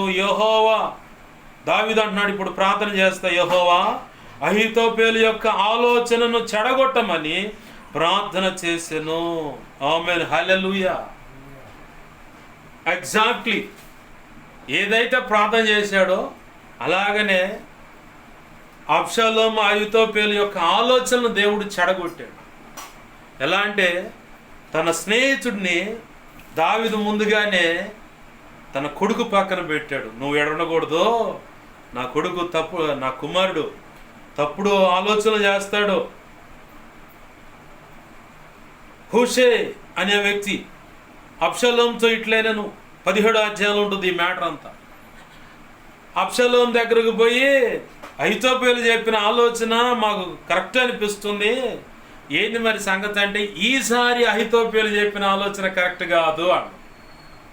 ఎట్లా అన్న, మీ నాన్న సింహం గుండె వంటి వాడయా, సామాన్యుడు కాదు, యుద్ధ నైపుణ్యత కలిగిన తెలిసినవాడు, ఒంటరిగా ఉంటాడు కానీ అందరిలో ఉండడు, ఏకాంతంగా ప్రశాంతంగా దేవుని సన్నిధిలోనే ఉంటాడు. మీ నాన్న ఎదుర్కోవటం అంత ఆశామాష కాదు. మీ నాన్న చుట్టూ ఉన్న వాళ్ళు ఎలుగుబంటి కనుక కడుపును పుట్టిన పిల్లలను కోల్పోతే రేగిన మనసుతో కసిగా ఉంటుందో అట్లాంటి వాళ్ళు ఉన్నారు మీ నాన్న చుట్టూరు. వాళ్ళని ఎదుర్కోవటం అంత ఈజీ కాదు. నేను ఒక ఆలోచన వచ్చి ఇప్పుడు ఆగండి. తర్వాత 22వ వచనంలో అహీతోపేలు తాను చెప్పిన ఆలోచన జరగకపోవుట చూచి గాడిదకు గంత కట్టి ఎక్కి తన ఇంటికి పోయి మొత్తాన్ని ఎక్కడికక్కడ సెట్ చేసుకొని ఉరిపోసుకొని చచ్చిండు. ఎవడైనా నీ విషయంలో కుట్ర బన్నాడంటే దేవునికి అప్పచెప్పటం నేర్చుకోవాలి ముందు. దేవునికి దావీదు ఏం చేశాడు, కన్న కొడుకే కుట్ర బన్నాడు. ఎవడు దానికి కారకుడు అంటే యేసయ్య చెప్పిన ఒక మాట ఉంది, అభ్యంతరాలు మనుషులు కాబట్టి మీరు అభ్యంతరాలు రాకమానో, ఎవడి వల్ల అభ్యంతరాలు వస్తాయో వానికి శ్రమ అన్నాడు. ఈ అహీతోపేలు అనేవాడి వల్ల అభ్యంతరం వచ్చింది. ఎవడు చచ్చాడు? దావీదు కొడుకు చచ్చిపోయాడా, లేకపోతే అహీతోపేలు అనేవాడు చచ్చాడా? దావీదు ప్రార్థన చేస్తే చంపటానికి జరుగుతున్నాడు కొడుకు, అతను ప్రేరేపిస్తుంది అహీతోపేలు. అయితే ప్రార్థన చేస్తే ఎట్నుంచి ఎడుగొట్టాడు దేవుడు? అహీతోపేలు యొక్క ఆలోచన పారకపోవటాన్ని చూసి నామోషిగా ఫీల్ అయ్యి ఆడికాడే చచ్చేలా చేశాడు. ఆమేన్, హల్లెలూయా. నీ సమస్య ఏదైనా సరే, ఒకటి చంపడానికి జరుగుతుండే స్కెచ్ చేసినా సరే, వాడెంతలో మేధావైనా సరే, ఒక ఆడపిల్లగా నిన్ను ఎలాగైనా సరే లోబరుచుకొని నిన్ను అనుభవించాలి, నిన్ను పాడు చేయాలనుకున్నవాడైనా సరే ఒక్క ప్రార్థన చేయి, ప్రభువా పలానావాడి విషయంలో నాకు డౌట్ ఉంది, నా యవ్వనాన్ని నేను కాపాడుకోవాలనుకుంటున్నాను, నా కన్యత్వాన్ని కాపాడుకోవాలనుకుంటున్నాను, ఏ దుర్మార్గుడి చేతిలో పడకుండా నన్ను కాపాడు. అదిగో వాడు కుయుక్తితో కుట్రతో ప్రేమ అనే ముసుగుతో వస్తున్నట్లయితే అసలు నా దగ్గరకు రాని కూడా దూరపరచు, నువ్వు చూసుకో ప్రభు అని చెప్పని దేవునికి అప్పచెప్పి నమ్మకంగా ఆయన అడుగుజాడలో నువ్వు బ్రతుకు. ఒక్కొక్కడు చోలు లెగిసిపోద్ది అనమాట. నువ్వు మోకరిస్తే దేవుడు కదులుచాడు. ఇక అంతే, ఆయన మీద ఆధారపడటం నేర్చుకోవాలి. ప్రతి విషయాన్ని ఇక్కడ అహీతోపేలు అనే కాదు, మళ్ళీ దావీదు తన చుట్టూ ఉన్న వాళ్ళు నమ్మకంగా 600 మంది వచ్చారు. ఒకరోజు మరి ఏం పోయాగాలం వచ్చిందో వాళ్ళు ఆ దారిని పడిపోతే వీళ్ళకు సంబంధించిన వాళ్ళు మొత్తాన్ని దోచుకొని పోయారు. ఈ దావీదు పక్కన 600 మంది వేరే చోట యుద్ధానికి వెళ్ళొచ్చారు. వచ్చేలోపు వీళ్ళ భార్య బిడ్డలు మొత్తాన్ని దోచుకొని పోయారు. ఈ చుట్టూ ఉన్న 600 మంది మొత్తం దావీదు మీద రివర్స్ అయ్యి రాళ్ళు తీసుకొని చంపటానికి. అలాంటి పరిస్థితే నీ చుట్టూ ఉన్నా, నీ వల్లనే ఇదంతా జరిగిందని చెప్పని నిన్నే నిందిస్తున్నా, అవమానిస్తున్నా, రాళ్ళు తీసుకొని కొడటానికి చంపటానికైనా ప్రయత్నం చేస్తున్నా, నువ్వు కృంగిపోకూడదు. ఆ స్థితిని కూడా, ఆ పరిస్థితిని కూడా దావీదు గురించి అక్కడ రాసిన మాట ఏంటంటే, దావీదు తన దేవుణ్ణి బట్టి ధైర్యము తెచ్చుకొని పక్కనున్నవాడిని అడిగారు, ఎఫోద్ ఎక్కడుందిరా అని. అయ్యా ఉంది ఇక్కడ, ఇక్కడ తీసుకురాను. ఎఫోద్ అంటే దేవుని ముందుకు వెళ్ళటానికి కావలసిన నిలువు టంగేది, అదే ఆధారం, అది లేకపోతే పోలేడు. ఆ ఎఫోద్ ఎక్కడుందిరా? యాజకుడు వేసుకునే ఎఫోదు ఏడుందిరా అంటే ఫలాంచో. అయ్యా ఇదిగో తీసుకోండి. తొడుక్కున్నాడు, ఏకాంతంగా పక్కకి వెళ్ళాడు, మోకరిచ్చాడు. ప్రభువా, కొల్లబెట్టుకొని పోయారు ఉన్నదంతా, భార్య బిడ్డలు. నా భార్య బిడ్డలే కాదు, నన్ను నమ్ముకొని వచ్చిన వీళ్ళందరూ భార్య బిడ్డలు కూడా దోచుకొనబడ్డారు. వాళ్ళు నిన్ను తరిమితే వాళ్ళు నేను పట్టుకోగలనా? నువ్వు చెబితే అడుగేస్తాను ప్రభు అన్నాడు. పో పట్టుకోపో, దొరుకుతారు పో. దారిలో ఆధారంగా ఒకడిని నీరసంతో పడిపోయేలాగా చేశాడు దేవుడు. వాడు కొనుగురుతుంటే వాడికి నీళ్ళు ఇచ్చి ఆహారం పెట్టి, అసలు ఎవడురా నువ్వు, ఏంది సంగతి అంటే, ఇలా సంగతి ఇలా వస్తున్నాం, దారిలో ఇలా పలానా చోట వీళ్ళని దోచుకున్నాము, నేను కాయిలా పడినట్టు ఉంటే నన్ను వదిలేశారు, వాళ్ళు ముందుకు పోయారు.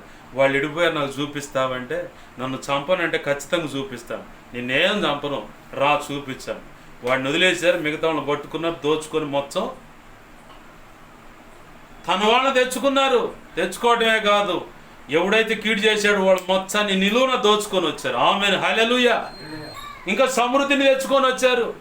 ప్రార్థన చేస్తే నీకు నష్టంలో నుంచి కూడా దేవుడు ఆశీర్వాదిస్తాడు. ఆమేన్, హల్లెలూయా. దేని గురించి చింతించబడాల్సిన పని లేదు. ఎర్ర సముద్రం ఎదుట మోషే మీద ప్రజలందరూ సణుగుతున్న కఠినమైన పరిస్థితి అది. ఎరికో గోడ ఎదుట కూడా యెహోషువ విషయంలో, యెహోషువ దగ్గర కూడా కఠినమైన పరిస్థితే. వీళ్ళిద్దరు చేసిన పని ఒక్కటే. నాయకుడు మోషేను చూసి యెహోషువ నేర్చుకున్నాడు.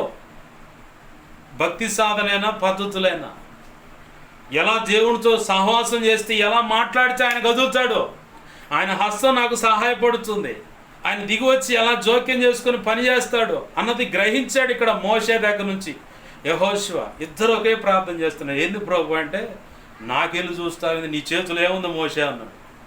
యెహోషువ దగ్గరికి ఆయన యెహోవా సేనాధిపతిగా దిగొచ్చాడు. ఆమేన్, హల్లెలూయా. కఠినమైన సమస్య, మార్గం ఇయ్యను, ఎవడు చెప్పుకోపాడు ఎరుకో రాజు. అయ్యా కాదు, నీ ఏం ముట్టుకోవయ్యా మా దారిని మేము, అయితే నువ్వు చెప్పగానే మేము పంపించాలేంది, తోప చురువు అంటారు కదా, ఏం చూసుకొని అని చెప్పంటే, అయ్యా ఏం కోపడు మాకులే అని చెప్పని వచ్చి మోకాళ్ళు వేసాడు అంతే. ఆమేన్, హల్లెలూయా. ప్రార్థన విజ్ఞాపన తెలియపరిచాడు. అయ్యా మా పరిస్థితి ఇది ప్రభు అనగానే మోకరించి ప్రార్థన చేస్తానే ఉన్నాడు. యెహోవా సేనాధిపతిగా దిగి వచ్చాడు. ఆమేన్, హల్లెలూయా. యేసయ్యే సేనాధిపతిగా దిగి వచ్చి యెహోషువను కలుసుకోగానే, అయ్యా ఎవరు నువ్వు, శత్రు పక్షాన్ని వచ్చావు మా పక్షాన్ని వచ్చావు అంటే, మీ ఇద్దరు పక్షాన్ని నేను రాలా, యెహోవా సన్నిధి నుంచి వచ్చాను. ఆమేన్, హల్లెలూయా. కఠినమైన శ్రమ, ఎవడైనా దారి ఇవ్వట్లేదు, ఎవడైనా గట్టిగా బిగించి ఏదైనా పరిస్థితులు ఉచ్చులాగా పెట్టాడా, మోకరించు. ప్రార్థనకు అసాధ్యమైంది ఏది లేదు. నా ప్రభు కృపను బట్టి నేను నేర్చుకున్నాను కాబట్టి దాన్ని అవలంబిస్తూ ఉన్నాను. ఆయన పాదాలు పట్టుకొని నాకేమీ చేత కాదు. నాకు రక్షణలో రాకముందు చేతనిది ఒకటే, ఈరోజు బాప్తిసం పొంది తెల్లారి చచ్చిపోదాం. ఇయే నా తెలివితేటలు, ఇయే నాకు తెలిసింది. ఇక ఇంతకు మించి నాకు తెలియదు. సంఘాన్ని ఎట్ట నడపాలో తెలీదు. ఒక వ్యక్తిని సంపూర్ణ చేయటం ఎలా తెలియదు. ప్రయోజకమైన పాత్రగా చేసి సేవకు ముందుకు నడిపించడం తెలియదు. పాటలు రాయడం తెలియదు. ఇప్పటికీ కూడా పాటలు ఏదన్నా రాస్తున్న కూర్చున్నా అంటే, ప్రభు ఈ లైన్ నీకు నచ్చిందా, నచ్చకపోతే ఏ మాట తీసేయాలో చెప్పు, నేను తీసేస్తా. ఇదే ప్రార్థన. ప్రభు ఈ రాగం నీకు నచ్చిందా, నీకు నచ్చిన రాగమేనా లేదా మారవాలా, లేదంటే లోకంలో చాలా రాగాలు ఉన్నాయి, కాపీ రైట్ అని పడేస్తారు, యూట్యూబ్లో పడేస్తే. ఇట్లాంటి సమస్యలు లేకుండా మరి ఏదో నీ చిత్తమైనది ఏదో ప్రభువా, దేవునికి మహిమ కలుగును గాక. హల్లెలూయా. నీ చిత్తమైనది ఏదో ప్రభువా, మాది ఆ రాగం ఇవ్వు అని చెప్పని ప్రభు సన్నిధిలో కూర్చుంటే, ఆ వచ్చిన రాగం నీకు ఇష్టమైందా కాదని అడుగుతా. నాకు ఇష్టమైందే అదే కన్ఫర్మ్ అని అనుకో, దాని మీద పల్లవి రాస్తా. ఆ పల్లవిలో కూడా ఎన్ని లైన్లు ఉన్నాయి, అన్ని లైన్లు నీకు నచ్చినాయా లేదా, నీకు నచ్చకపోతే చెప్పు, తీసేస్తా. ఏది మారవాలో చెప్పు. ఇప్పటి వరకు ప్రభు కృపను బట్టి ఎవరిని అడగల నేను పాట ఎలా రాయాలి ఏందని. ప్రభు పాదాలు పట్టుకొని ఆయన సన్నిధిలో కూర్చొని ఉపవాసం ఉండమంటే ఉపవాసం ఉండి, అసలు ఏసన్న గారిలాగా 40 రోజులు ఉపవాసం ఉండి ఒక సీడీ రాద్దామంటే నీకు ఆ సెక్షన్ కాదు, నీకెందుకు మెలకుండా ఉండాలి. నిన్ను అలా కోరుకోలే నేను, అతను కాదు ఆ సెక్షన్, అతను వాటికి నీది ఆ సెక్షన్ కాదు, నువ్వు మెలకుండా ఉండాలి. సరే నీ ఇష్టం ప్రభు అన్న. ఇప్పటి వరకు కూడా సేవ నడిపించే విషయంలో కానీ, సంఘాన్ని కట్టే విషయంలో కానీ, ఒక వ్యక్తిని ప్రోత్సహించే విషయంలో కానీ, అన్ని విషయాలు ప్రభువుకి అప్పచెప్పేస్తాను నేను. నా భుజాల మీద ఏ పొరపాటును కూడా ఏ భారం కూడా పెట్టుకోను. దేవునికి అప్పచెప్తా. కుటుంబ విషయంలో అయినా, ఒక వ్యక్తి రక్షణ విషయమైనా, సంఘాలైనా, సంఘ బిడ్డలైనా, ఏదైనా సరే, పుస్తక రచన అయినా, అట్లీస్ట్ చివరికి వీడియో థంబ్నెయిల్ అని ఒకటి ఉంటుందండి, డిజైన్ చేసి ఆ లెటర్ స్టైల్ కూడా మొత్తం దేవునికి నచ్చినట్టుగానే ఆయన ఇది ఓకే అంటేనే దాన్ని ఫైనల్ చేసి అప్లోడ్ చేస్తాం. కాదంటే పక్కన పెడుతుంది, ఇంకోటి మారుస్తాడు అమ్మండి. ప్రతిదీ ఈ భక్తుల యొక్క జీవితాలను గమనించే నేను ఆధారపడడం. దావీదు అంటాడు, దేవా ఫలానా వ్యక్తులు ఇలా యుద్ధానికి రేగున్నారు, మరి వెళ్ళమంటావంటే వెళ్ళు, విజయం ఇస్తాను. అట్లానే వెళ్ళాడు. ఇంకో చోట యుద్ధానికి వస్తే ప్రభువా వెళ్ళమంటావా, అన్ని ప్రార్థనతోనే. ఇది బాగా గమనించాలా. నేను ఊరక మాట పరిచయం చేస్తున్నాను, కానీ అక్కడ ఆ సందర్భంలో ఎఫోదు ధరించి దేవుని సన్నిధిలోకి వెళ్ళి ప్రార్థించాడు ఆయన. ప్రభు ఇదిగో యుద్ధానికి రేగున్నారు, మరి ఇప్పుడు వెళ్ళమంటావంటే ఇప్పుడు ఇలా కాదు, ఇట్లా వెళ్ళు అన్న. అంటే పక్కదారిగా వెళ్ళు, పక్కదారిగా వెళితే నువ్వు వాళ్ళకి ఖచ్చితంగా గెలుస్తా ఉన్నాడు. అట్లానే గెలిచాడు. కేయిలా పట్టణం దగ్గర పోయి చిక్కుకున్నాడు. కేయిలా అనే పట్టణం దగ్గర పోయి చిక్కుకున్నాడు. దావీదు అక్కడ వచ్చాడు, ఆయన సంగతి సమాచారం సౌలుకు అందింది. ప్రభు ఈ ప్రజలు నన్ను కాపాడుతారా, లేకపోతే ఆ సౌలు చేతికి అప్పచెప్పి నా ప్రాణానికి అపాయం కలుగు చేస్తారని, నా ప్రాణానికి అపాయం కలుగు చేస్తారని చెప్పని దేవుని సన్నిధిలో మోకరిస్తే, ఈ కేయిలా పట్టణస్థులు కృతజ్ఞత లేని వాళ్ళు నిర్దాక్షిణ్యంగా నిన్ను ఆ సౌలుకు అప్పచెబుతారు. అయితే నువ్వు ఎక్కడ దాక్కోగలుగుతావు అక్కడికి వెళ్ళిపో. సరే ప్రభు అని చెప్పని ఎటు నుంచి వచ్చాడో తెలీదు. రావటం అయితే రాజమార్గం గృహంలో ఆ పట్టణానికి మెయిన్ ద్వారంలోంచి లోపలికి వచ్చాడు. ఆ కేయిలా పట్టణంలో నుంచి దావీదుతో పాటు ఉన్న అనుచరులు ఎటు నుంచి తప్పించుకొని పోయారో కూడా ఆ పట్టణస్థులు కూడా అర్థం కాదు. సౌలు రాగానే ఏడురా దావీదు అంటే, ఏమోనండి ఇప్పుడు దాకా ఏడే ఉండండి, మాకు అర్థం కాలేదండి. దేవునికి మహిమ కలుగును గాక. హల్లెలూయా. లోతింటికి సొదొమ గొమొర్రా పట్టణస్థులంతా గుమ్ముగూడారు. వాళ్ళు ఎవరు, నీ ఇంటికి వచ్చారు, ఇద్దరు భలే చక్కగా ఉన్నారు, వాళ్ళని మేము అనుభవించాలి. అంటే పురుషుడితోనే సెక్సువల్గా కలిసే అటువంటి పద్ధతులు అక్కడ. స్త్రీలుగానే ఆ పద్ధతుల్లో ఉన్నటువంటి పాపంలో బ్రతుకుతున్న ప్రాంతం. దేవదూతలు అంటే త్రియేక దేవుడు రెండు స్వరూప్యాలుగా అక్కడ ఇద్దరుగా వెళ్ళి అక్కడ లోతుకు కనపడ్డారు. లోతుకు కనపడితే ఆ గవినికాడు నిలబడి ఉండవు, ఎవరన్నా వచ్చి ఆతిథ్యం ఇద్దాని. వీళ్ళు దొరకంగా నేను పట్టుకొని పోయాడు. వీళ్ళు వచ్చారన్న సంగతి ఆ ఊరు మొత్తానికి తెలిసేసరికి ఈడుకు వచ్చినంటే 14-13 సంవత్సరాల మగపిల్లల కాడి నుంచి పెద్దలు మొత్తం ఆ ఇంటి చుట్టూరే తిరుగుతున్నారు. చివరికి ప్రార్థన చేశాడు లోతు. ఆ నీతిమంతుడైన లోతు అని రాసి ఉంది. ప్రార్థన చేస్తే లోతు ఆ వాకిలి పసిగడటం వల్ల కాలేదట. నువ్వు ఆడే ఉంటావు కానీ నువ్వు దొరకవు అన్నమాట.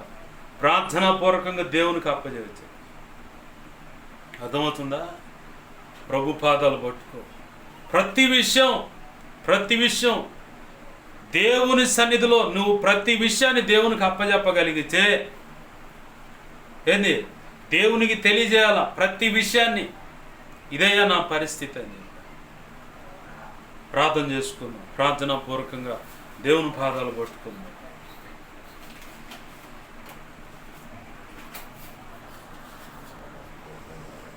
దేవుని పాదాలు పట్టుకొని అడుగుదాం.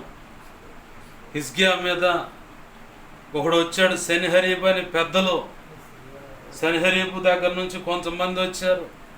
భయంకరమైన దూషణతో కూడిన మాటలు మాట్లాడుతుంటే, మొదటిగా ఆ వచ్చిన వాళ్ళతో హిజ్కియా సంధి చేశాడు. అంటే లావాదేవీలు మాట్లాడుకొని ఇంత ధనం ఇస్తాను వెళ్ళిపోయా అంటే, ఆ బంగారం ధనం అది తీసుకొని వెళ్ళిపోయారు. మళ్ళీ కొన్నాళ్ళాగి ఆహా దొరికాడురా బలహీనుడు అని చెప్పని మళ్ళీ వచ్చి నీచమైన మాటలు మాట్లాడుతూ ఒక లేఖనం కూడా రాసి పంపించారు. అయితే హిజ్కియా ఈసారి అని ఏం చేశాడంటే, ఆ పత్రాన్ని తీసుకొని పోయి దేవుని సన్నిధిలో దాన్ని పరచి ఒక మాట యెషయా అనే ప్రవక్తకు కూడా తెలియపరిచారు. యెషయా ప్రవక్త అక్కడ ప్రార్థన చేస్తూ ఉన్నాడు, హిజ్కియా కూడా ఇక్కడ ప్రార్థన చేస్తూ ఉన్నాడు. నీచమైన మాటలు మాట్లాడారు హిజ్కియా గురించి కానీ, హిజ్కియా ప్రజలు దేవుని గురించి కూడా. అయితే హిజ్కియా తిరగబడి యుద్ధానికి వెళ్ళలేదు కానీ, బలహీనుడు ప్రభు నా వల్ల ఏమీ కాదన్నాడు. దేవునికి అప్పచెప్పాడు. అయ్యా ఇంత నీచమైన మాటలు మాట్లాడుతున్నాడంటే 2 రాజుల గ్రంథం 19వ అధ్యాయంలో మాట ఉంటుంది. సియోను కుమారి, నీ మీద వేసిన రంకెలు నేను విన్నాను. నీ మీద వేసిన ఆ రంకెలు నేను విన్నాను. ఇదిగో వచ్చిన వాడు నీ మీద అసలు ఏటి అలా చూపించడం, వాడు వచ్చిన దారిని అంతే వెళ్ళిపోతాడు అన్నాడు. ఇంకో మాట కూడా ప్రభు అన్నాడు, వాని ముక్కుకు నేను గాలం తగిలించి. 23వ వచనంలో ఆ మాట ఉంటుంది, నా మీద నీవు 1000 రంకెలను నీవు చేసిన కలహమును నా చెవులలో వచ్చాను గనుక నా గాలము నీ ముక్కునకు తగిలించదను, నా కళ్ళెము నీ నోటిలో పెట్టి నిన్ను మళ్ళించెదను, నీవు వచ్చిన మార్గమునే నిన్ను మళ్ళించేదను. మరియు యెషయా చెప్పినదేమనగా హిజ్కియాతో. ఆ తర్వాత ఆ సెనహరీబ్ అనే రాజు నినివే పట్టణమును తన ప్రాంతానికి వెళ్ళిపోయి, తన ఇష్ట దేవత అయిన అక్కడ ఒక దేవత ఉంది నిమ్రోదుకు అను దేవత మందిరమునందు మొక్కుచుండగా అతని కుమారులైన 2 కుమారులు ఉంటే వాళ్ళలో ఒకడు కత్తితో అంతే తెగనరికాడు మెడకాయని. తెగనరికి ఆరాతు దేశంలో తప్పించుకొని పోయాడంట. ఎవడైనా సరే నిన్ను అసలు నీచమైన మాటలు మాట్లాడుతుంటే నువ్వు మౌనం దాల్చి దేవునికి అప్పచెప్పు. శిక్షించువాడు దేవుడు. నీ వాళ్ళు ఎవరైనా సరే, వాడు కాదు వాడి బాబు, నువ్వు నమ్మిన దేవుడు ఎట్ట తెస్తాడో నీ నా దగ్గర నుంచి డబ్బులు అంటున్నాడా? లేదు, నువ్వు నమ్మిన దేవుడు వాడి బాబు అయినా సరే ఎట్ట నిన్ను మారుస్తాడు, ఎట్ట చూస్తూ నీ సంగతి తెలుస్తా అంటున్నారా? ఆ మాటలన్నీ యేసయ్యకి అప్పచెప్పు. నువ్వు రోషం తెచ్చుకొని ఏదో చేయాలని ప్రయత్నం చేయటం కాదు, యేసయ్యకి అప్పచెప్పు చాలు. యేసయ్యకి అప్పచెప్పు. నా ముందు కొంతమంది నీచమైన మాటలు మాట్లాడిన వాళ్ళు ఉన్నారు. ఒకడైతే తాగి దూరేది దొమ్మర గుడిసే చేసేది అదేదో పూజ అని చెప్పి నీచంగా మాట్లాడి కావాలని ఇండైరెక్ట్గా రెచ్చగొట్టి మాట్లాడు. నాకు తెలుసు వాళ్ళ జీవితాలు మొత్తం, మనవరాలు చరిత్ర తెలుసు, కూతురు చరిత్ర తెలుసు, కోడల చరిత్ర తెలుసు, భార్య చరిత్ర తెలుసు, కొడుకుల చరిత్ర, తండ్రి ఆ మాట్లాడిన వాడి చరిత్ర కూడా తెలుసు. ఆ కుటుంబీకులో ఉన్న వాళ్ళు కొంతమంది చరిత్ర కూడా నాకు తెలుసు. నోరు మెదపని ఎందుకో తెలుసా? కదలాల్సినోడు కదలాలా, దరు వేయాల్సినోడు దరు వేస్తే బ్రతికున్నంత కాలం అన్నమాట. లేబర్ ఆఫీస్లో 1500 కార్డులు రావాలి. అడిగినప్పుడల్లా ఏదో సాకులు చెప్పేది ఆ యవనస్తురాలు. కొత్తగా వచ్చిన ప్రమోషన్ ద్వారా కొత్తగా వచ్చిన బ్యాచ్ అనమాట. జిల్లా అయిన తర్వాత ఎంత బజ్జలాడినా కానీ మాకు ఒక మాట చెప్పేవాళ్ళు. వాళ్ళు ఆ కార్డులకు సంబంధించిన వాళ్ళు ఫోన్లు చేసి మరి వింటున్నావా, వాళ్ళు కార్డు చేసి ఫోన్లు చేసి మరి డబ్బులు తీసుకొని 200-300 డబ్బులు వసూలు చేసుకుని వాళ్ళు తిన్నారు. కొంత మట్టుకే చేయగలిగారు. కానీ నా ప్రభు చూశాడు. మొన్న ఈ మధ్య పెళ్ళయింది, నిద్రలోకి పోయింది మరి ఆ తల్లి. ఆ బాత్రూమ్ నుంచి కింద పడితే మోకాలు ఓపెన్ అయింది. మోకాలు కింది భాగం పై భాగం ఇరిగిపోయింది అన్నమాట. మోకాలు సర్జరీ చేస్తేనే 2-3 లక్షలు అయింది. ఇక కాలు కట్టుకునేది ఎప్పుడు? బతికినంతకాలం ఆవిటితనం కనపడుతూనే ఉంటుంది. బతికినంతకాలం కూడా పలానోళ్ళకి నేను వారి నోరు కొట్టాను కాబట్టి, వాళ్ళకి అన్యాయం చేశాను కాబట్టి నాకు ఈ శిక్ష పడిందని సిగ్గుతో బ్రతికినంతకాలం అది ఉంటుందన్నమాట. కొంతమంది విచిత్రంగా వ్యతిరేక విగ్రహాల ముందు పూజలు చేశారు. నేను చేయలే ప్రభు, నువ్వు చూసుకొని టపా కట్టిన వాళ్ళు కూడా ఉన్నారు. శవయాత్ర పెట్టిన వాళ్ళకి దేవుని జోలైనా దైవజను జోలైనా సరే దేవుని రక్తంలో కడగబడ్డ, యేసయ్య రక్తంలో కడగబడ్డ ఎవరి జోలు వచ్చినా సరే ఆయన మాత్రం ఊరకుండడు. నిన్ను ఏం చేయట్లేదంటే ఒకటే, నీకు మూడిందని అర్థం. అవతల వ్యక్తులు ఏం మాట్లాడతలేదంటే నీకు డెత్ కన్ఫర్మ్ అయిందని, దేవుడి చేతిలో ఏదో ఒకటి నీకు కన్ఫర్మ్ అయిందని అర్థం అన్నమాట. సరి చేసుకుంటారని ప్రభు అవకాశం ఇస్తూ ఉంటాడు. లేదంటే వాడెవడో పాపాలు 100 పాపాలు అయిపోయిన తర్వాతే ఈ శ్రీకృష్ణుడి చేతిలో చక్రం కదిలింది అన్నట్టుగా నీకు కూడా ఒక రోజు ఏర్పాటు చేసి ఉంటాడు. ఆ రోజు దాకా ఆయన మౌనంగా ఉంటాడు అన్నమాట. ఆ రోజు వచ్చిందా నిన్ను కాపాడటానికి ఏ మాంత్రిక శక్తులు ఆపో, నువ్వు నమ్మిన ఏ నీ కులానికి సంబంధించిన దేవుడు కానీ దేవతలు ఏవి కూడా అడ్డుపడవు. అయ్యే బారిపోతాయి ఆయన ఉగ్రత దెబ్బకి. ప్రార్థన చేద్దాం. నాకు తెలుసు నా ప్రభు నాకు ఇచ్చిన మాట నాకు తెలుసు. నా ప్రభు ఇచ్చిన మాటను బట్టి నేను ప్రార్థన చేసుకుంటా కూర్చొని నేను మౌనంగా చూస్తూ ఉంటా అంతే.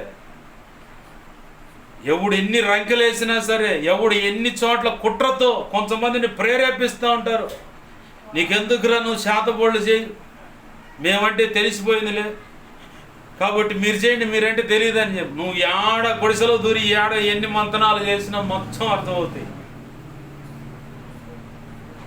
దేవుని పాదాలు పట్టుకు ప్రియమైన దేవుని కుమారుడా, దేవుని కుమార్తె, దేవుని పాదాలు పట్టుకొని దేవుని అడుగు, అయ్యా నాకు సహాయం చేయి, యేసయ్యా నాకు కృప దయచేయి.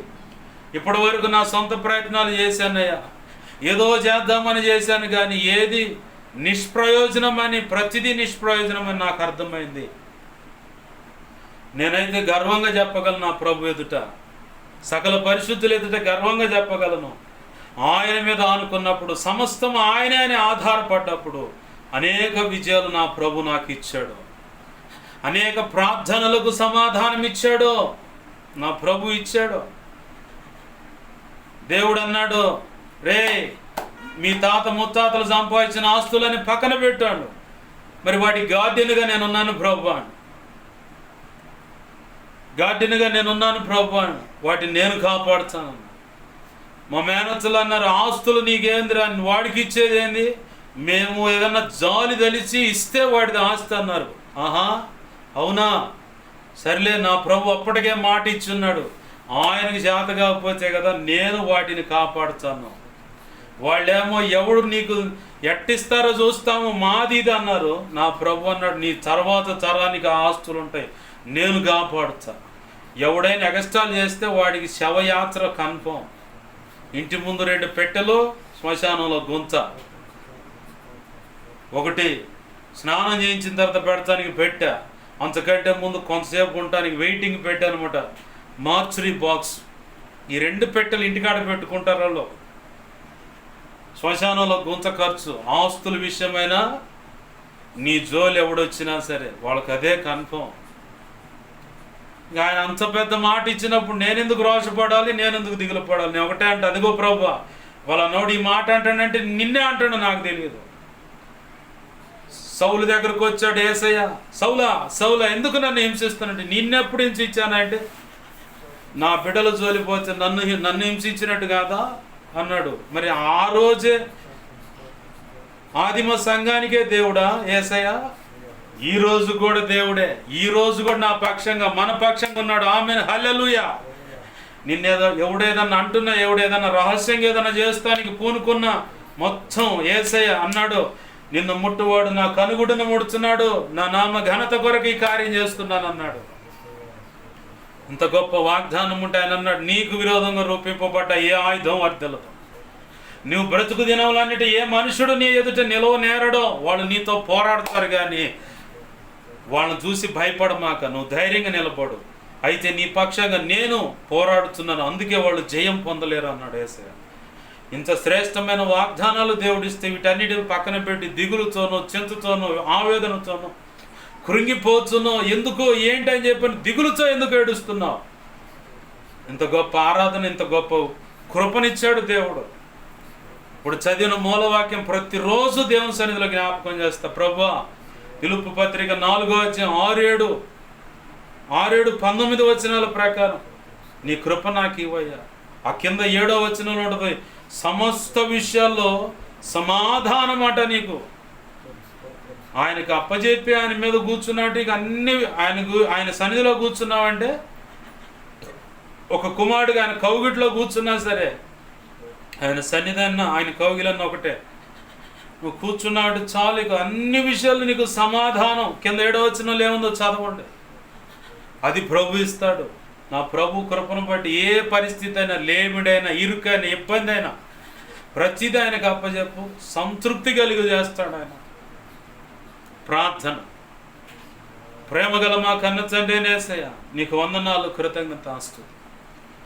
విన్న ప్రతి మాట వ్యర్థమైపోకుండా మా హృదయాలు పదిలపరచండి.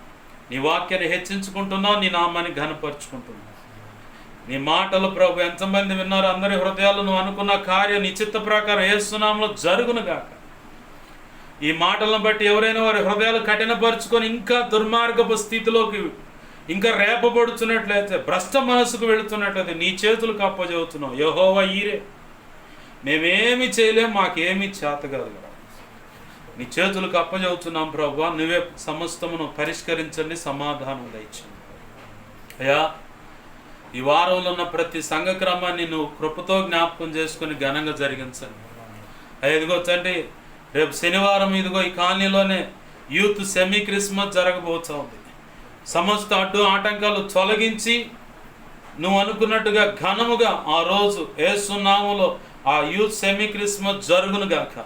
ఆ వెంటనే ఆన్లైన్ ప్రార్థన కూడా ఘనంగా జరుగునుగాక ప్రభువా. ఇదిగో తండ్రి, ఆదివారం ఆరాధనలో మీరు చూడండి. మరి ఈ నెలలో ఉన్న ప్రతి శనివారం కూడా ఆన్లైన్లో జయకరంగా జరిగించండి అయ్యా. మరి అలాగే ఇదిగో తండ్రి, 24వ తారీఖు వాచ్ నైట్ సర్వీస్ ఘనంగా జరిగించండి అయ్యా. 31వ తారీఖు వాచ్ నైట్ సర్వీస్ను ప్రభువా, వాగ్దానపు కూడికను ఘనంగా జరిగించండి ప్రభువా. అలాగనే అయ్యా, జనవరి 1వ తారీఖున వార్షికోత్సవ సభ గృహం ఎదుటనే ఇదిగో తండ్రి ఇంటి ముందునే జరుగుతుంది అయ్యా. ఇదిగో తండ్రి 2025వ సంవత్సరం జనవరి 1వ తారీఖున అయ్యా ఇదిగో తండ్రి మన్నా పరిశుద్ధాత్మ దేవుని ప్రార్థనా మందిరం మన పరిచయం అయ్యా ఇదిగో ప్రారంభించి ఇదిగో తండ్రి దేవా 2021లో ప్రారంభమైంది అయ్యా. 25వ సంవత్సరం అంటే దేవా ఇదిగో తండ్రి 4 సంవత్సరాలు నీ కృపచేత నడిపించావయ్యా, నీకు స్తోత్రాలు. ఆ వార్షిక సభ కూడా ఘనంగా జరగడానికి సహాయం చేయండి ప్రభు. సమస్త అడ్డు ఆటంక శోధనలు తొలగించండి. అలాగే జనవరి 28వ తారీఖు ఆధ్యాత్మికంగా పుట్టిన రోజు ప్రభు అయ్యా తండ్రి కనికరించండి. 10 సంవత్సరాలు సంపూర్తయి 11వ సంవత్సరంలోకి అడుగు పెడుతున్న సందర్భం నీ కృప ద్వారా ఆ సభను కూడా జయకరంగా జరిగించండి. ఈ కోటాలన్నింటిలో నీ చిత్తమైన దాసులను వర్తమానముగా అందించడానికి సహాయం చేయి. నీ చిత్తంలో ఉన్న బిడ్డలందరూ సమకూర్చండి. ప్రతి ఏర్పాట్లో ఏది కొదువు లేకుండా కావలసిన ధనము దయచేసి కావలసిన ఏర్పాట్లు సిద్ధపరిచి ఆహారం కానీ ఏదైనా అన్ని సిద్ధపరిచి నీ నామ ఘనత కొరకే సమస్తం జరిగించండి అయ్యా. ఇదిగో సమాజానికి సంఘ బిడ్డలకు అందరికీ రక్షణ కలుగునట్లుగా, రక్షణ ఆనందం కలుగునట్లుగా, ఆత్మలు రక్షించబడినట్లుగా, ఆధ్యాత్మిక క్షేమాభివృద్ధి ప్రతి ఒక్కరికి కలుగునట్లుగా కృప ద్వారా కనికరించి సమస్తం జరిగించి నువ్వు మాత్రం మహిమ పొందమని ముందున్న సంఘ క్రమాల విషయంలో కృప చూపి సహాయం చేయమని 2 తిమోతి 1:12 ప్రకారం ఆ గడి వరకు కాపాడగల సముద్రుని ఆ లేఖనం ప్రకారం నీ కృపాస్తాలకు నీ చిత్తంలో ఈ ప్రాంతంలోకి వస్తున్న ప్రతి ఒక్కరిని అప్పచెప్పి నీ నామాన్ని ఘనపరుచుకుంటూ నేను గొప్ప చేసుకుంటూ మా ప్రియుడును మా రక్షకుడైన యేసయ్య నామంలోనే ప్రార్థించి సమస్తం పొందుకొని బిడ్డలను ఆశీర్వదించి దీవించి నీ చేతులకు అప్పచెప్పి ప్రభువా యేసయ్య నిన్ను మహింపరుచుకుంటున్నాం మా తండ్రి. ఆమేన్. ఇప్పుడు మన తండ్రి అయిన దేవుని ప్రేమయు ఆయన ప్రియకుమారుడైన యేసుక్రీస్తు వారి కృపయు పరిశుద్ధాత్మ దేవుని అన్యోన్య సహాయ సహవాసము సమకూడిన ప్రభు చిత్త ప్రకారం ప్రార్థనలు ఏకీవించిన అలాగనే ఇక ముందు ఏకీవించబోతున్న అలాగనే సార్వత్రిక సంఘంలోని సకల పరిశుద్ధులకు సంఘ బిడ్డలందరికీ ఈ పరిచయ ద్వారా ఎక్కడెక్కడ సంఘాలు కట్టబడి ఆ సంఘాల్లో ఉన్న సంఘ బిడ్డలందరికీ నిత్యత్వము చేరు పర్యాన్ని సదాకాలము చూడే ఉండి ప్రతి విషయాన్ని దేవునికి అప్పజెప్పి జయమును పొంది ఆయన మహిమపరిచే వారిగా చేసి ఆయన మాత్రమే మన ద్వారా మహిమనుందునుగాక. ఆమేన్. యేసు రక్తమునకేచి ప్రవేశ రక్తమునకేచి ప్రవేశనామను సంపూర్ణమైన విజయం కలుగునుగాక. ఆమేన్. అపవాది వాడి దూతలు చీకటి అంధకార శక్తుల క్రియలు అవి ఎంత ప్రమాదకం మంత్ర ప్రయోగం వాటి అన్నిటికీ అనంతనాశనం సర్వనాశనం నిత్యనాశనం కలుగునుగాక. ఆమేన్. యుద్ధము యెహోవాదే, యేసు రక్తమునకే జయము జయము జయము. ప్రభువా కనికరించండి. నాకు మాకు మా మీద ఇంకెవరికైనా కళలో ఇతరుల దర్శనం స్వప్నాలు చూపించబడ్డ సమస్త చేషోనుడు ప్రభుని ఈ మహాపునరుద్ధాన శక్తి యేసు నామములో మేమంతా కలిసి బంధిస్తున్నాం, లయపరుస్తున్నాం. బంధించి లయపరిచిన కృతజ్ఞతాస్తుతులు అయ్యా. నాకు మాకు మా మీద ఇంకెవరికైనా కళలో ఇతరుల దర్శనం స్వప్నాలు చూపించబడ్డ సమస్త మంచి కళ్ళు మంచి ధరిసి మనసు స్వప్న నిద్రలో చూసి సమస్త మంచి నీ పాసలు యెహోవాను చూసి యేసునామమున మహాపునరుద్ధాన శక్తితో త్వరపెట్ట జరిగేలా చేసి నెరవేర్చుతాను. యేసునామమున త్వరపెట్ట జరిగేలా చేసి నెరవేర్చిన కృతజ్ఞతాస్తులు తండ్రి. అయ్యా ముఖాముఖి కానీ ఫోన్ ద్వారా వాట్సాప్ SMS ద్వారా నీ సన్నిధిలో ఉండి ప్రార్థన చేస్తున్న దాన్ని బట్టి కానీ మా కోసం ప్రార్థించండి, మా కోసం ప్రార్థన చేసేలా చేయండి ప్రభు అని చెప్పి ప్రార్థించిన ప్రతి ఒక్కరు అవసరం అక్కడ నీ కృపచేత యేసు నామములో అది ఆధ్యాత్మిక భౌతిక ఆర్థిక ఆరోగ్యపరంగా ఏదైనా సరే తీర్చబడును గాక. అయ్యా ఇదిగో మా కోసం పరిచయం కోసం అన్ని విధాలు ప్రార్థిస్తున్న ప్రతి బిడ్డను కూడా కృపతో జ్ఞాపకం చేసుకుని దీవించి బలపరిచి అభిషేకించి ఆధ్యాత్మిక భౌతిక ఆర్థిక ఆరోగ్యపరం కొలత లేకుండా దీవించి ఆశ్రయించి సేవలు గొప్పగా అభిషేకించి వాడుకోండి. నీ ఆత్మకార్యములు జరిగించమని నీ చిత్తం నెరవేర్చమని యేసయ్య నామములోనే ప్రార్థించి సమస్తం పొందుకుని మహిమపరుచుకుంటున్నాం మా తండ్రి. ఆమెన్. యేసు రక్తమునకే జయము జయము జయము. ఆమెన్. యుద్ధము యెహోవాదే. ఆమెన్. హల్లెలూయా హల్లెలూయా హల్లెలూయా. అందరికి వందనాలు. ప్రభు యొక్క మహోచిత కృప మనందరికీ తోడే ఉండి నడిపించునుగాక. Amen amen.